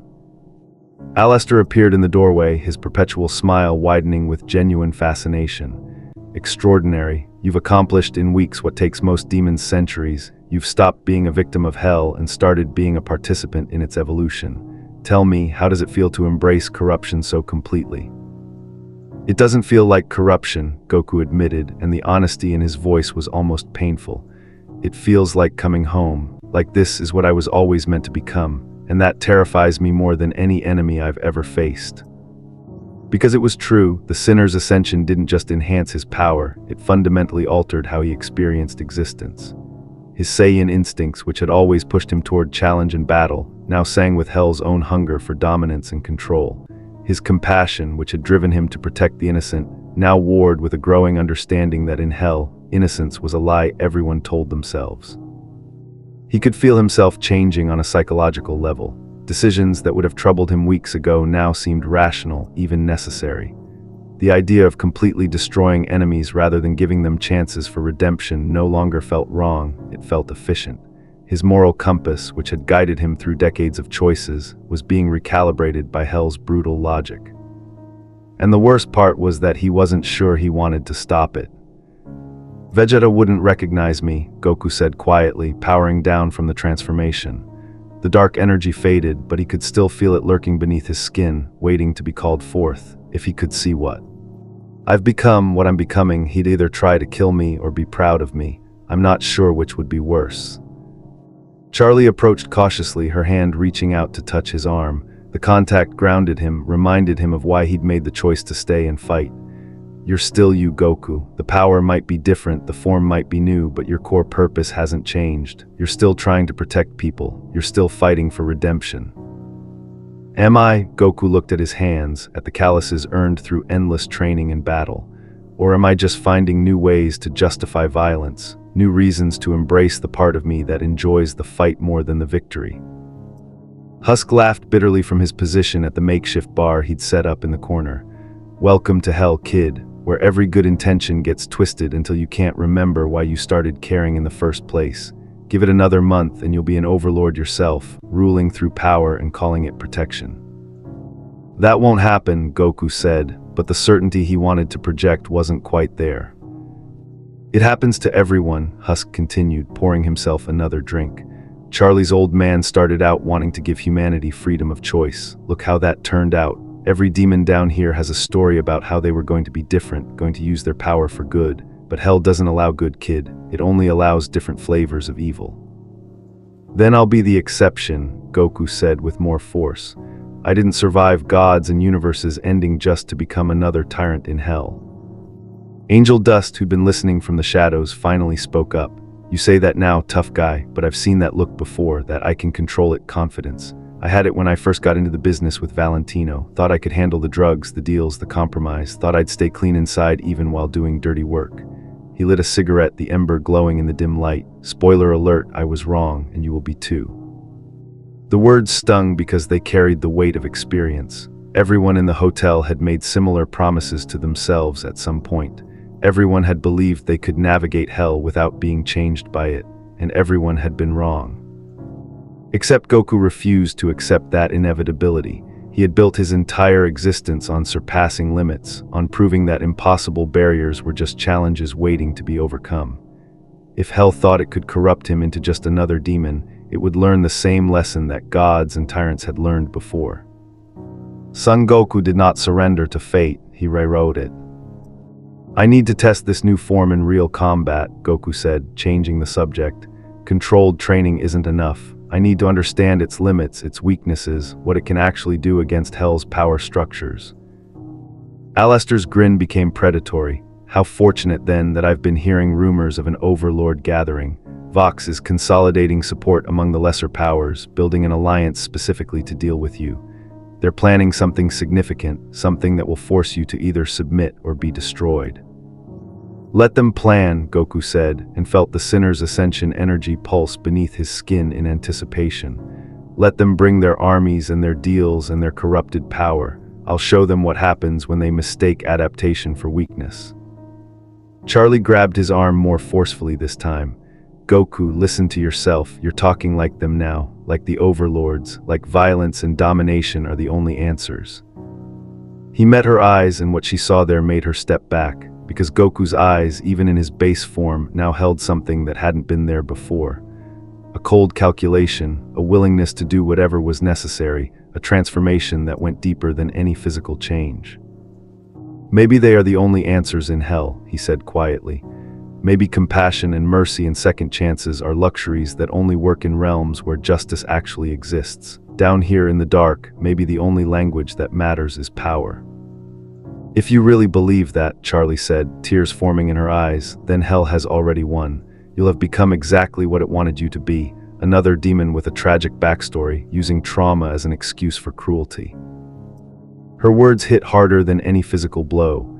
Goku felt them sink in, felt the truth of them cutting through the darkness that had been growing in his mind. He looked around at the others, at Vagi's concern, at Husk's resignation, at Angel's understanding, at Alastor's fascinated observation. These were his people now, his family in damnation, and if he let hell corrupt him completely, he would betray everything they were trying to build together. "You're right," he admitted, and the acknowledgement felt like ripping out a piece of his soul. "I'm changing. Hell is changing and I don't know how to stop it while still being strong enough to fight the battles that need fighting." "Then we figure it out together," Charlie said firmly. "That's what the hotel is for, not to make you weaker, but to help you stay yourself while adapting to survive. Power without identity is just destruction with extra steps." Goku nodded slowly, powering down completely and letting the sinner's ascension fade back into dormancy. The energy resisted, wanting to stay active, wanting to define him. But he forced it down through sheer willpower, reminding himself that he controlled the transformation. It didn't control him. For now, at least. But deep in his Saiyan heart, in the part of him that had always craved the next challenge, he knew the truth. The sinner's ascension wasn't just a form, it was a temptation. A promise of power unlimited by moral restraint, of strength uncompromised by compassion. And with every day he spent in hell, that temptation grew stronger. The king of hell arrived without warning, though in retrospect, Goku should have expected it. One moment the hotel lobby was occupied by its usual residents going about their rehabilitation activities. The next, reality folded in on itself, and Lucifer Morningstar stood in the center of the room, his presence so overwhelming that every demon in the building immediately dropped to their knees in instinctive submission. Every demon except Goku, who simply stared at the most powerful being in hell with the clinical interest of someone who had met gods before. Lucifer was smaller than expected, shorter than Goku by several inches, with golden hair and eyes that held eons of weariness. He wore a white suit that somehow remained pristine despite hell's corrupting influence, and carried a cane topped with an apple that pulsed with creative energy. He looked like someone's eccentric uncle, not the fallen angel who had rebelled against heaven itself. But his power was undeniable. It radiated from him in waves that made Goku's Saiyan instincts scream warnings. This wasn't just an overlord or a powerful demon. This was something fundamental, a being who existed on the same level as Beerus or Wise, perhaps even beyond. "Dad," Charlie's voice was small, shocked. "What are you doing here?" "Visiting my daughter," Lucifer said with forced cheer that didn't quite reach his eyes, "and meeting the anomaly that's been causing such interesting disruptions in my realm." He turned his full attention to Goku, and suddenly the Saiyan understood what it meant to be truly seen. Son Goku, the warrior who doesn't belong, the soul too complex for heaven's simple categories, the catalyst I've been waiting centuries for. "Waiting for?" Goku asked, not bothering with formalities. "You knew I was coming." "Not specifically you, but I knew someone would eventually fall through the cracks. The system is old, Goku, ancient beyond mortal comprehension, and old systems develop flaws." Lucifer walked around him in a slow circle, examining him the way a jeweler might examine a diamond. "You've adapted remarkably well. Most souls from other realms either go insane or dissolve when exposed to hell's essence, but you've done something unprecedented. You've hybridized with it." "The sinner's ascension," Alastor provided helpfully, "quite the achievement in metaphysical fusion." Lucifer nodded appreciatively. Indeed, you've created a transformation that bridges Saiyan biology, divine Kai, and infernal corruption. It shouldn't be possible, yet here you stand. Do you know why it worked, Goku? Because I'm adaptable, Goku offered.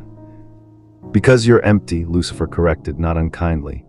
Oh, not emotionally or spiritually, you're quite full of both, but metaphysically you exist in a state of perpetual becoming rather than static being. Every time you've died and returned, every transformation you've mastered, every limit you've shattered, you've hollowed out a little more of your original self and replaced it with pure potential. That's what allows hell to reshape you. You're not fighting corruption, you're integrating it. The explanation was disturbing in its accuracy. Goku thought about all his transformations, all the times he'd pushed beyond his body's natural limits. Super Saiyan God, Ultra Instinct, each one had required him to let go of who he was to become something greater. He had spent his entire life in a state of transformation, never quite settling into a final form. Why are you telling me this? Goku asked. Lucifer's expression became serious. Because I need you to understand what you're becoming before I make my offer. You see, hell and heaven are approaching a conflict that will make the exterminations look like minor skirmishes. Heaven has grown comfortable in its authority, convinced that divine right justifies any action. Hell has grown stagnant in its suffering, trapped in cycles that serve no purpose beyond perpetuating misery. And you want to see. Hands that, Charlie interjected, hope sparking in her voice. I want to burn it all down and rebuild from the ashes, Lucifer said bluntly. Heaven's hierarchy is a tyranny dressed in holy rhetoric. Hell's punishment has become torture for its own sake. The entire system needs to be destroyed and reimagined. He turned back to Goku, and now his eyes burned with intensity that reminded the Saiyan of every revolutionary leader who had ever tried to reshape reality through force of will. I'm offering you a role in that destruction, Goku. Become Hell's champion. Lead the forces of the damned against Heaven's armies. Show the angels that their divine authority means nothing against someone who has fought actual gods. Help me tear down a system that has caused suffering beyond measure. And in exchange, Goku asked, already suspecting the answer. In exchange, when the war is won and reality is reshaped, I'll open a portal back to your universe. Not the crude dimensional tier that brought you here, but a stable gateway that will let you return home permanently. Lucifer summoned an image in the air between them, Kai and Goten, older now, standing at Goku's grave. Your family misses you, your universe needs you. I can give you back everything you've lost. The temptation was crushing. Goku stared at the image of his wife and youngest son, felt the familiar ache of homesickness that he'd been suppressing for weeks. To see them again, to hold Kai, to train with Goten and watch him grow, it was everything he wanted. But the price was war against heaven itself. You're asking me to fight angels, Goku said slowly, beings who are supposed to represent ultimate good and justice. I'm asking you to fight tyrants who hide behind claims of righteousness, Lucifer corrected. You've already killed an exorcist, Goku. You've already seen how heaven conducts its justice in hell. Do you really believe they represent goodness? Goku thought about the extermination, about angels slaughtering demons without trial or mercy, about the system that had discarded him as an anomaly too complex to process. He thought about every authority figure he'd ever challenged, King Piccolo, Frieza, the gods themselves, and how they'd all claimed their power justified their actions. Heaven isn't what you think it is, Lucifer continued. It's a hierarchy maintained through fear and absolute obedience. Angels don't choose compassion, they're programmed for it, incapable of questioning orders no matter how cruel. The exorcists aren't warriors fighting for justice. They're weapons aimed at anyone heaven deems unworthy of existence. And hell is better, Goku challenged. You keep souls trapped in eternal suffering. You allow overlords to torture and control them. At least heaven offers peace. Heaven offers oblivion disguised as peace, Lucifer said sharply. Do you know what happens to souls in heaven, Goku? They're stripped of individuality, merged into a collective consciousness that removes all conflict by removing all choice. They become part of the divine machinery, cogs in a cosmic order that values stability over freedom. He paced now, his energy filling the room with crackling intensity. I didn't fall from heaven because I was evil. I fell because I refused to accept that existence should be slavery to someone else's design. I gave humanity choice, knowledge, the ability to shape their own destinies, and for that I was cast down and made into the villain of creation's story. Charlie watched her father with tears streaming down her face. Dad, is that really why you never supported my hotel? Because you think redemption means returning to heaven's slavery? I think redemption means becoming who you choose to be, not who someone else demands, Lucifer said gently. Your hotel is beautiful, Charlie, but it's built on a false premise, that heaven is the goal, that returning to divine authority is somehow better than existing in flawed freedom. Goku's mind raced, trying to process the implications. If Lucifer was telling the truth, then the entire cosmic order was a lie. Heaven wasn't reward, it was assimilation. Hell wasn't punishment, it was abandonment. And the war Lucifer proposed wasn't about good versus evil, but freedom versus control. I need time to think about this, Goku said finally. Of course, Lucifer agreed easily, but time is a luxury we have less of than you might imagine. Heaven is preparing something, Goku. The next extermination won't be a simple population control. It will be an attempt to permanently end Hell's existence, to erase the concept of eternal damnation by destroying every soul within it. That's genocide, Vaggie said, horrified. That's divine justice, Lucifer said bitterly. They've decided Hell is a mistake that needs correcting. And when they come, they won't show mercy to anyone, not overlords, not sinners, not even Charlie's little experiment in redemption. He moved toward the door, really. Tai already beginning to fold around him. You have until the next extermination to decide, Goku. Fight with Hell and earn your way home, or die with Hell when Heaven cleanses it from existence. Those are your only options.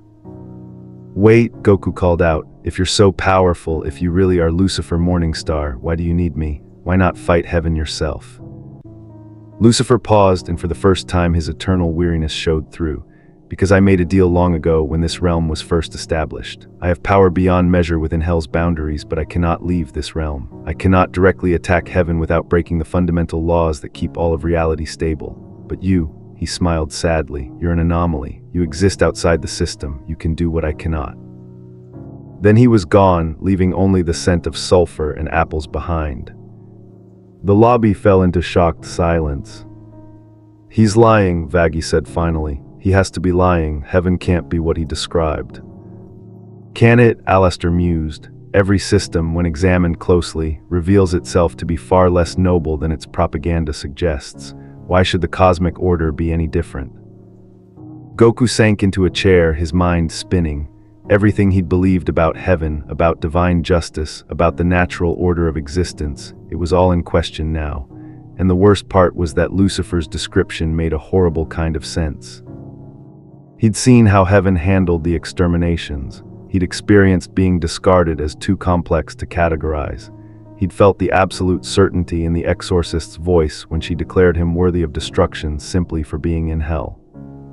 What are you going to do? Charlie asked quietly. Goku looked at his hands, at the power lurking beneath his skin. The sinner's ascension stirred in response to his turbulent emotions, eager to be unleashed against worthy opponents. I'm going to find out the truth, he said, about heaven, about hell, about why I'm really here, and then I'm going to make a choice based on what I discover, not what I'm told by either side. And if you discover Lucifer is right, Charlie pressed, if heaven really is planning to destroy hell completely. Goku's expression hardened with the determination that had carried him through impossible battles. Then I'll do what I've always done. I'll fight for the people who can't fight for themselves, even if that means going to war with heaven itself. Because in the end, it didn't matter what the cosmic politics were. It didn't matter whether heaven was righteous or tyrannical, whether hell was punishment or prison. What mattered was that beings were suffering, and powerful forces were planning to make that suffering permanent through annihilation. And Son Goku had never walked away from people who needed protecting. Not even when those people were the damned. They came at dawn, though hell had no true dawn. The sky simply shifted from crimson to bleeding gold, and the dimensional barriers between heaven and hell tore open like wounds across reality itself. But this time was different. The exorcists descended in formations 100 times larger than any previous extermination. They filled the sky like a plague of holy locusts, their weapons gleaming with light that burned to look at. And behind them came something worse, archangels, beings of such concentrated divine power that their mere presence made the air crack with energy. Goku stood on the hotel's roof, watching the army approach, and felt his Saiyan blood sing with anticipation. He had spent weeks preparing for this moment, training in his Sinner's ascension form until it became as natural as breathing. The corruption that had terrified him now felt like strength, like purpose, like finally having a challenge worthy of his full power. "They really are coming to destroy everything," Charlie whispered beside him, her eyes wide with horror at the scale of heaven's assault. "Then we stop them," Goku said simply. He powered up, letting the Sinner's ascension envelop him in its crimson-black glory. His hair spiked with infernal energy, his aura blazed with lightning that seemed to burn reality itself, and his eyes glowed with the focused intensity of someone who had finally found his purpose in damnation. Lucifer appeared beside them in a swirl of power, his expression grim. "This is it, Goku, the war I warned you about. Heaven has decided to solve the problem of hell permanently. Are you with us?" Goku thought about his family, about the promise of going home if he fought for hell. He thought about the demons in Pentagram City, the sinners at the hotel, even the overlords with all their corruption. They were all about to be erased, declared too problematic to exist by powers that claimed absolute moral authority. "I'm with the people who need protecting," Goku said, "even if those people are demons." He launched himself into the sky before anyone could respond. The battle that followed. D would be remembered in hell for eternity. Goku hit the exorcist lines like a meteor, his fist connecting with the lead angel's face with enough force to create a shockwave that shattered windows across 3 districts. Angels swarmed him immediately, their weapons singing songs of destruction, their faces hidden behind masks that showed no mercy or doubt. But Goku had fought armies before. He moved through their formations with ultra-instinct precision enhanced by hell's corruption, each movement flowing into the next with deadly grace. He didn't just dodge, he redirected their attacks into each other, turned their holy weapons against them, used their absolute certainty of righteousness as a weakness. An archangel descended toward him, its form so bright that looking directly at it caused physical pain. "Stand down, anomaly. You defend the undefendable. These souls have earned their destruction through choices made in freedom." "And who gave you the right to decide that?" Goku demanded, meeting the archangel's charge with his own. Their collision created a blast of energy that carved a crater into hell's landscape. Who made heaven the judge of all existence? "God's will is absolute," the archangel intoned, its voice carrying the weight of immutable law. "Then God's will is wrong," Goku said, and drove his fist through the archangel's chest. The divine being exploded into light that rained down across Pentagram City like burning snow. Goku felt the kill register in his soul, felt another piece of his old morality burn away, but he couldn't stop. The angels kept coming, wave after wave, and every moment of hesitation would cost demon lives. Below, the overlords had joined the battle. Alastor wielded shadow and old magic against holy light. Vox, despite their previous conflict, directed his technological demons against the angelic army with brutal efficiency.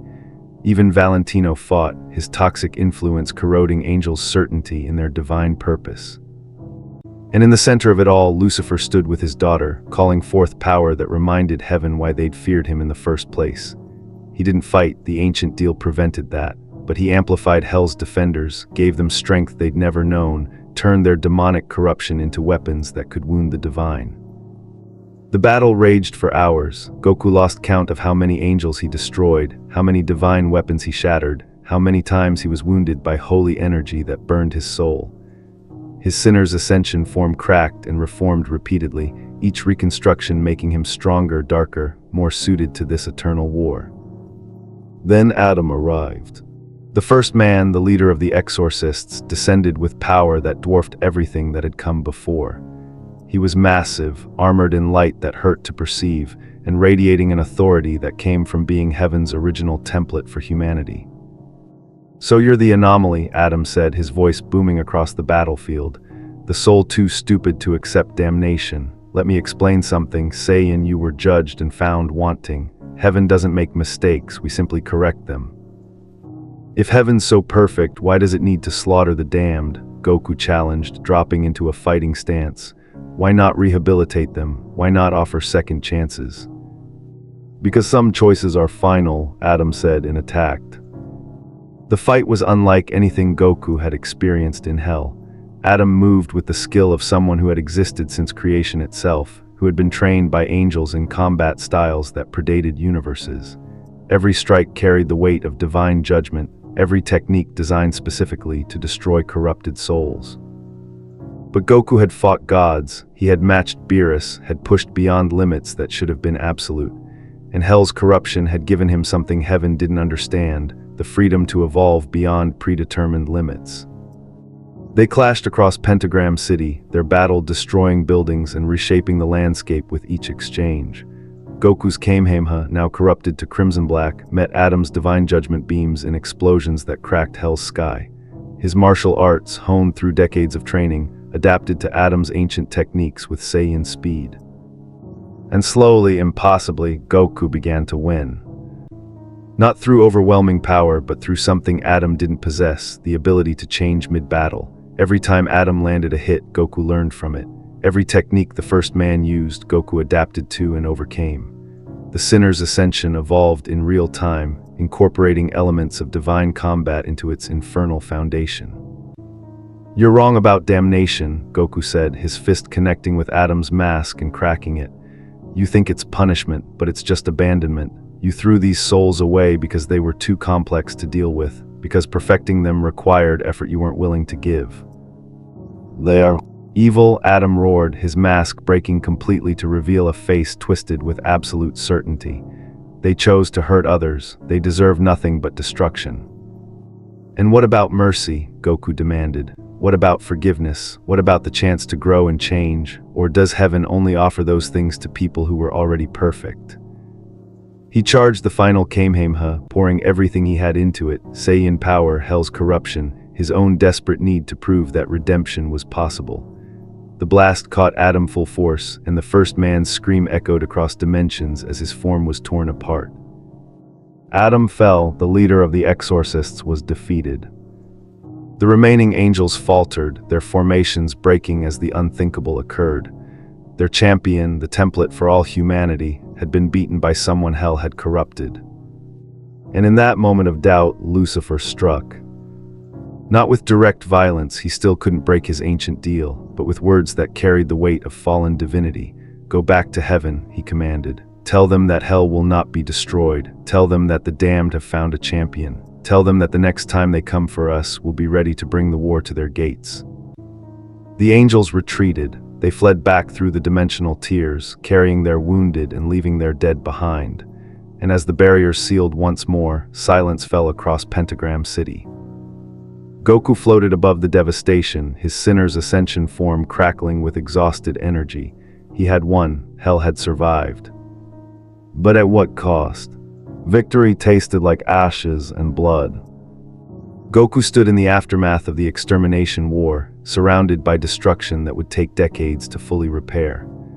Pentagram City burned with fires that would never quite go out, buildings collapsed into rubble that remembered being flesh and bone, and the screams of the dying echoed in dimensions that sound shouldn't reach. But they had survived, Hell had survived. The hotel had not. Goku walked through the ruins of what had been his home for months, his Sinner's Ascension form finally dismissed, leaving him feeling hollow and wrong in his own skin. The building had been beautiful once, full of hope and defiant optimism. Now it was just another casualty of cosmic politics. He found Charlie in what had been the lobby, sitting amid the rubble with tears streaming down her face. Vaggie lay beside her, badly wounded by angelic weapons that refused to heal properly. Angel dust was gone, taken by Valentino during the chaos, payment demanded for his assistance in the battle. Husk was alive but broken, his wings shattered beyond repair. And Alastor stood apart, his ever-present smile finally faltering. "We won," Goku said, the words tasting bitter. "We drove them back." "Did we?" Charlie looked up at him, her eyes red and devastated. "Look around, Goku. Look at what winning cost us. The hotel is destroyed. My friends are dead or worse. And for what? To prove that Hell can defend itself. We already knew that. Hell has always been good at violence." Lucifer appeared beside them, his expression carefully neutral. "The portal is ready." Goku's heart seized, the portal, the promise, his way home. "I upheld my end of the bargain," Lucifer continued. "You fought for Hell, you led our forces to victory against Heaven's extermination army. Now I'll uphold mine. Through that portal lies your universe, Goku, your family, everything you've been fighting to return to." The portal shimmered into existence, a tear in reality that showed glimpses of familiar blue sky, green grass, the world Goku had been born to protect. He could sense it now, King Kai's planet in the distance, Wise's energy signature, even the faint presence of his sons training somewhere far away. He could go home. "There's a condition," Lucifer said quietly. "The portal is one way, and it requires a power source that can only come from your sinner's ascension form. You'll have to burn away all the corruption hell has given you, return to what you were before. The transformation, the power, everything you've gained here, it will be gone." Goku stared at the portal, at the promise of everything he'd lost. He thought about Kai's face, Goten's laugh, Vegeta's challenges to grow stronger. He thought about fighting in tournaments that didn't end in genocide, protecting a world that still believed in heroes, existing in a universe where good and evil weren't philosophical abstractions. But he also thought about Charlie's hotel, about her dream of redemption that he'd helped destroy, about the demons who had looked to him as proof that change was possible, about the system he'd challenged and the war that would inevitably continue without him. "If I leave," Goku said slowly, "what happens to hell?" "It continues as it always has," Lucifer replied. "The overlords will consolidate power, heaven will eventually try again, the damned will suffer in cycles. That never end, nothing will fundamentally change." "And the hotel, Charlie's dream?" Charlie laughed bitterly. "My dream died when the hotel fell, Goku. I can't rebuild it, I don't have the strength anymore." Goku walked toward the portal, his hand reaching out to touch the barrier between worlds. He could feel it calling to him, feel Universe 7 welcoming him back. All he had to do was step through, let go of the corruption, return to being the hero he'd always been. His fingers touched the portal's surface and images flooded his mind. Kai, older now, planting flowers at his grave. Goten, grown into a young man, training with Trunks to fill the void Goku had left. Vegeta, standing alone on a cliff, staring at the stars with an expression that might have been grief. They had moved on, life had moved on, the universe had adapted to his absence. And here in hell, people still needed him. Goku pulled his hand back from the portal.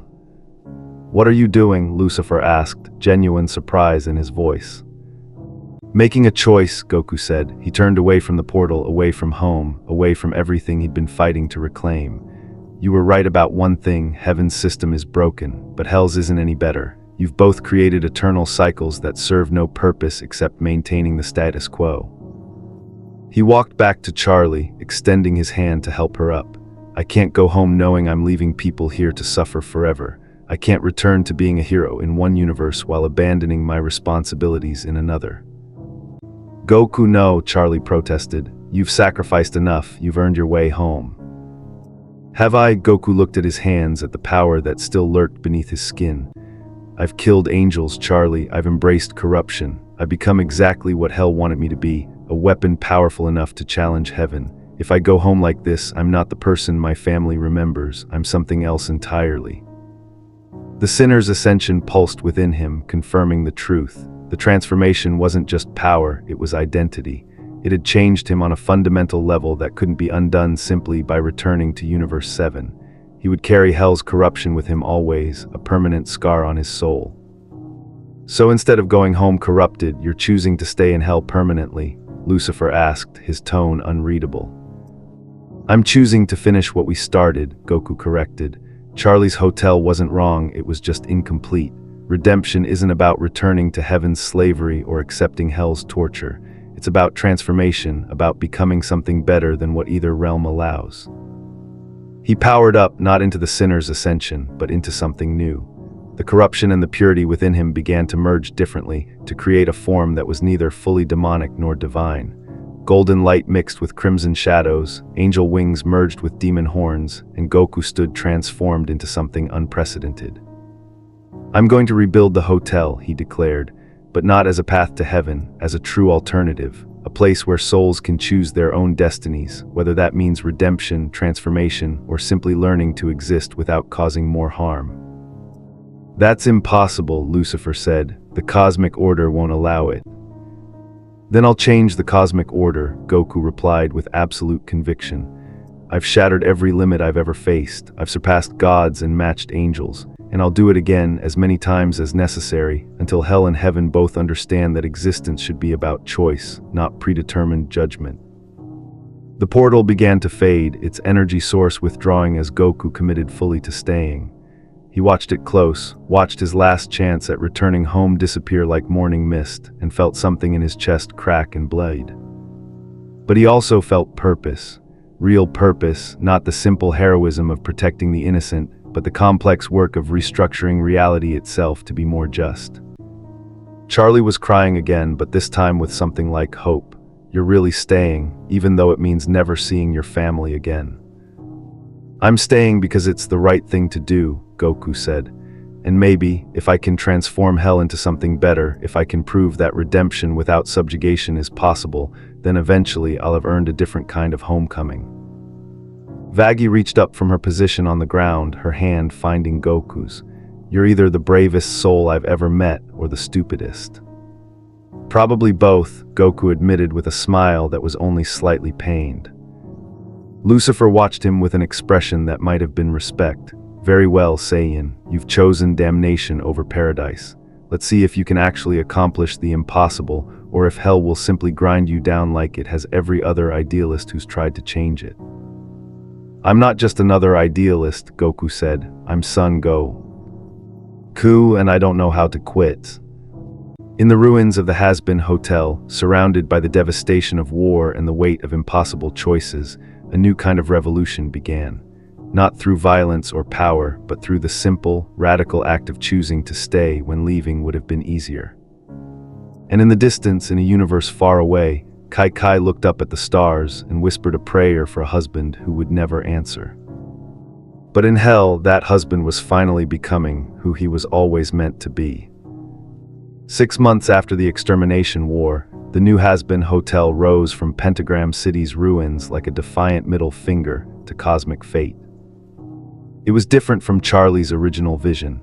No longer just a rehabilitation center, it had become something greater, a fortress, a sanctuary, a declaration that the damned deserved more than eternal suffering or divine annihilation. Its walls were reinforced with energy Goku had woven from his hybrid form, barriers that could withstand both angelic assault and demonic corruption. But the real change was in its purpose. Goku stood in the central chamber, addressing a gathering of souls that Charlie would never have imagined attracting. Overlord sat beside common sinners. Ancient demons listened alongside recently damned. Even some exorcists who had questioned their orders during the war had found their way here, seeking something their own realm couldn't provide. Redemption isn't about becoming what heaven wants, Goku said, his voice carrying the authority of someone who had earned every word through suffering. It's about choosing who you want to be, independent of cosmic judgment. Some of you will seek to return to something resembling your old lives. Others will transform into something entirely new. And some will simply learn to exist without causing harm. All of these paths are valid. Alastor, now serving as the hotel's defensive coordinator, watched with his eternal smile. But Goku had learned to read the radio demon's subtle tells, and right now he sensed genuine investment rather than mere entertainment. Charlie approached him after the gathering, her expression a mix of pride and melancholy. You've accomplished something I never could. You've made redemption feel achievable rather than aspirational. Because I'm not asking them to reject what they are, Goku explained. I'm asking them to choose what they become. There's a difference. Vaggie, her wings still broken but her spirit recovering, joined them. Heaven's getting nervous. Our spies report that they're calling assemblies, debating what to do about the hotel. You've created something they can't categorize. Good, Goku said, let them be nervous, let them question their certainty. That's the first step toward actual change. A disturbance at the hotel's entrance interrupted them. Goku sensed it immediately, a familiar energy signature, impossible and heart-wrenching. His Saiyan instincts flared with recognition before his mind could process what he was feeling. Vegeta stood in the doorway. Not a demon version, not a corrupted shadow, but the actual Saiyan prince, his armor battle-worn and his expression carved from granite. Behind him, barely visible through the dimensional tear he'd forced open, Goku could see Wise watching with interest. Kakarot, Vegeta said, his voice tight with emotions the prince would never name. What the hell have you done to yourself? Goku felt his throat close. Seeing Vegeta here in hell, after months of believing he'd never see anyone from his universe again, it was overwhelming. Vegeta, how did you? Wise tracked your energy signature. It took months, but we finally found the dimensional scar you left behind. Vegeta's eyes scanned Goku's transformed state, taking in the hybrid form that was neither fully Saiyan nor demon. Beerus wants you back, says the universe needs its strongest protector. And you, Goku asked quietly, what do you want? Vegeta's jaw clenched. I want my rival back, you idiot. I want the Saiyan who pushed me to surpass my limits, not whatever this is.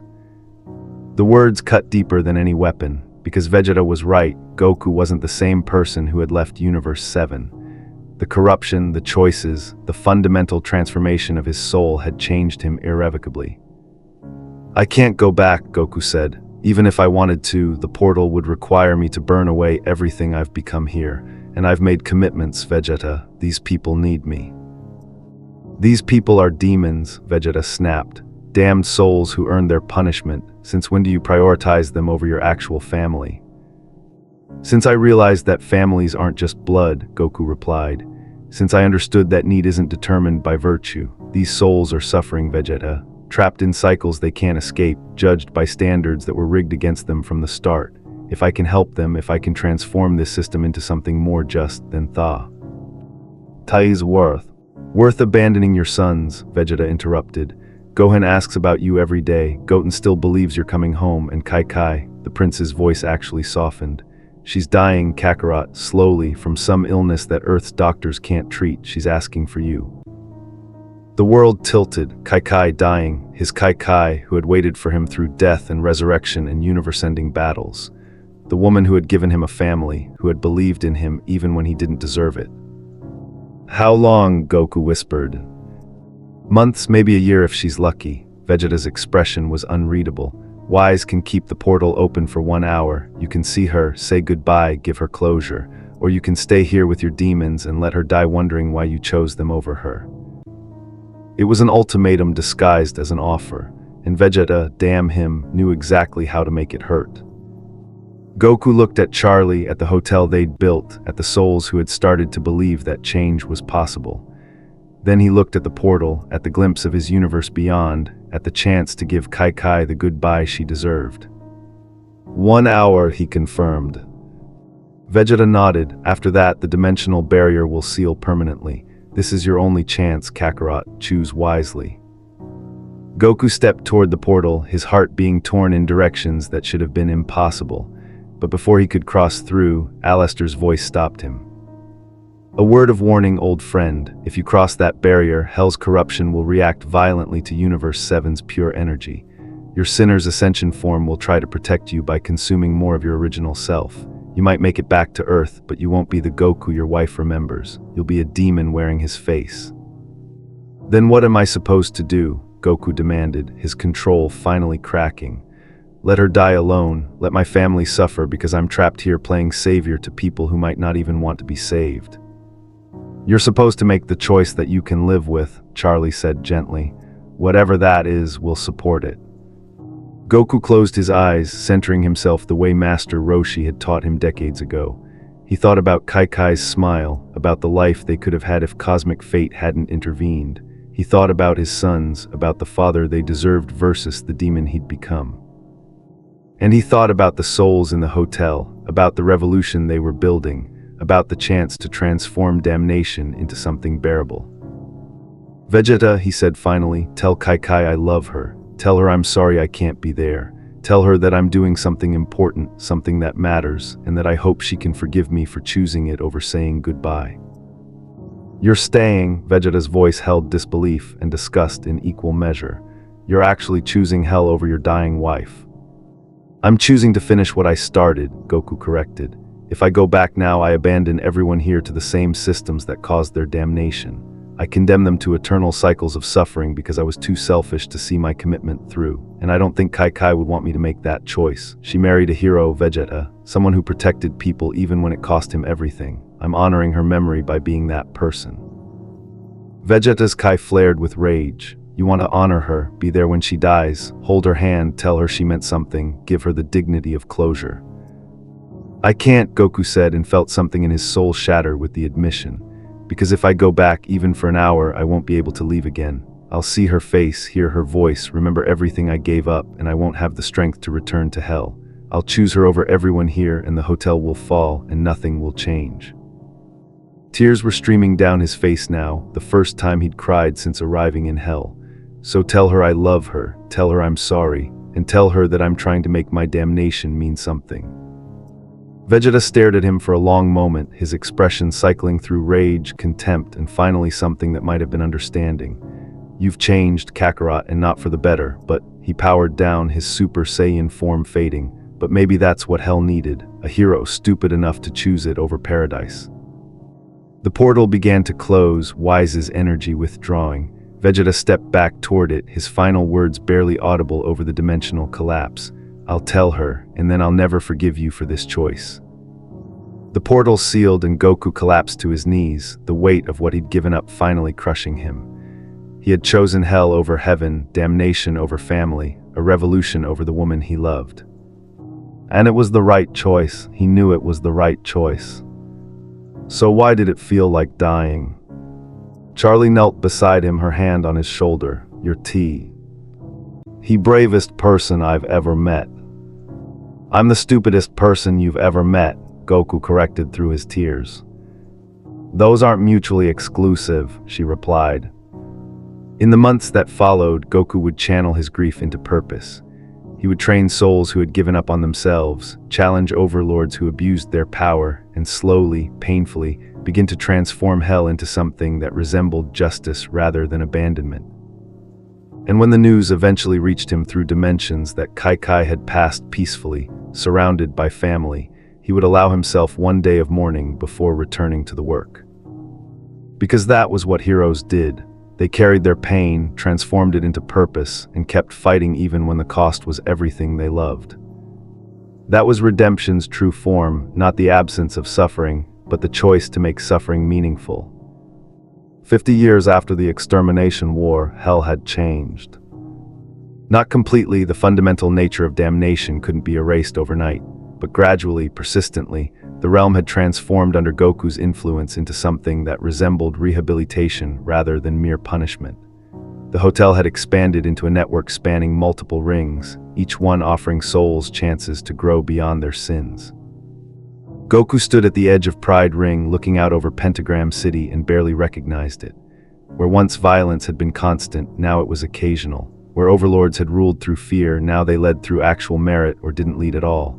The system wasn't perfect, hell would never be paradise, but it was functional, it was fair, it was something souls could navigate without losing themselves completely. His hair had gone white with age and power, his sinner's ascension formed now his default state. The corruption and purity within him had finally balanced, creating something that was neither angel nor demon but uniquely himself. He had become a legend in hell, the Saiyan saint, some called him, the fallen warrior who chose damnation over paradise and transformed it from the inside. Charlie found him there, as she often did when he got contemplative. She was older too, her demonic features more pronounced, her power grown through decades of leadership, thinking about them again. She didn't need to specify who them were. Goku thought about his family constantly, Kaikai's final moments that he'd missed, Gohan's wedding he'd never attended, Goten's first child he'd never met. Vegeta had visited twice more over the decades, each time angrier that Goku remained in hell, each time unable to deny the good he was accomplishing. Always, Goku admitted, but the work matters more than regret.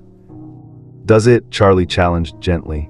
You've given hell 50 years of your existence, Goku. You've transformed an entire realm. Maybe it's time to let someone else carry the torch. Before Goku could respond, alarms blared across the city. Not the warning of an extermination. Those had stopped decades ago when heaven and hell had finally negotiated a permanent ceasefire. This was something else. Something that made Goku's ancient Saiyan instincts flare with recognition and impossible hope. A portal was opening, not from Universe 7, but from somewhere else. Somewhere that felt familiar and foreign simultaneously.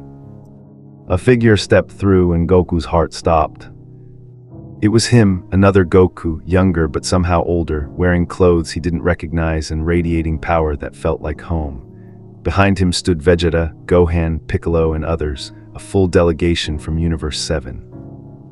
"Grandpa," the younger Goku said, his voice carrying awe and confusion in equal measure. "Grandpa," the word hit like a physical blow.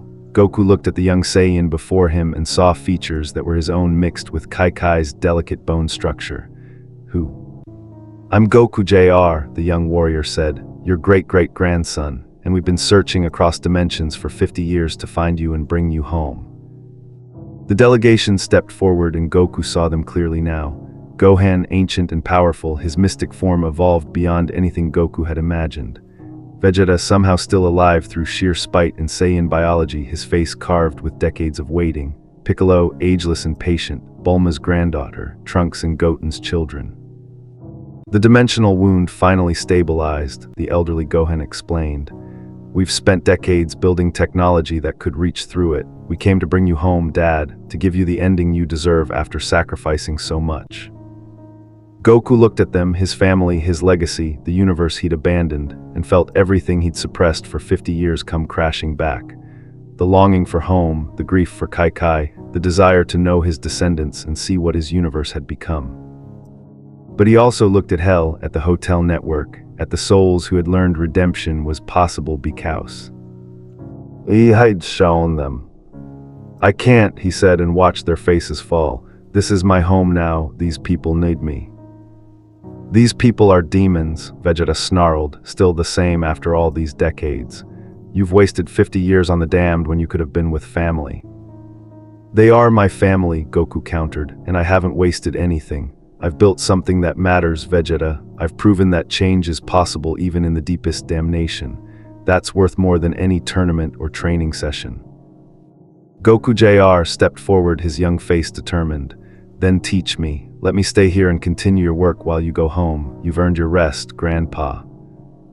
The offer was tempting, a replacement, a successor, a way to have both worlds. But Goku had learned something crucial in his decades in Hell. Some responsibilities couldn't be delegated. "The work isn't finished," he said gently. "Heaven still needs to fully acknowledge Hell's autonomy. The cosmic order still needs restructuring, and I'm the only one with the power and perspective to see it through."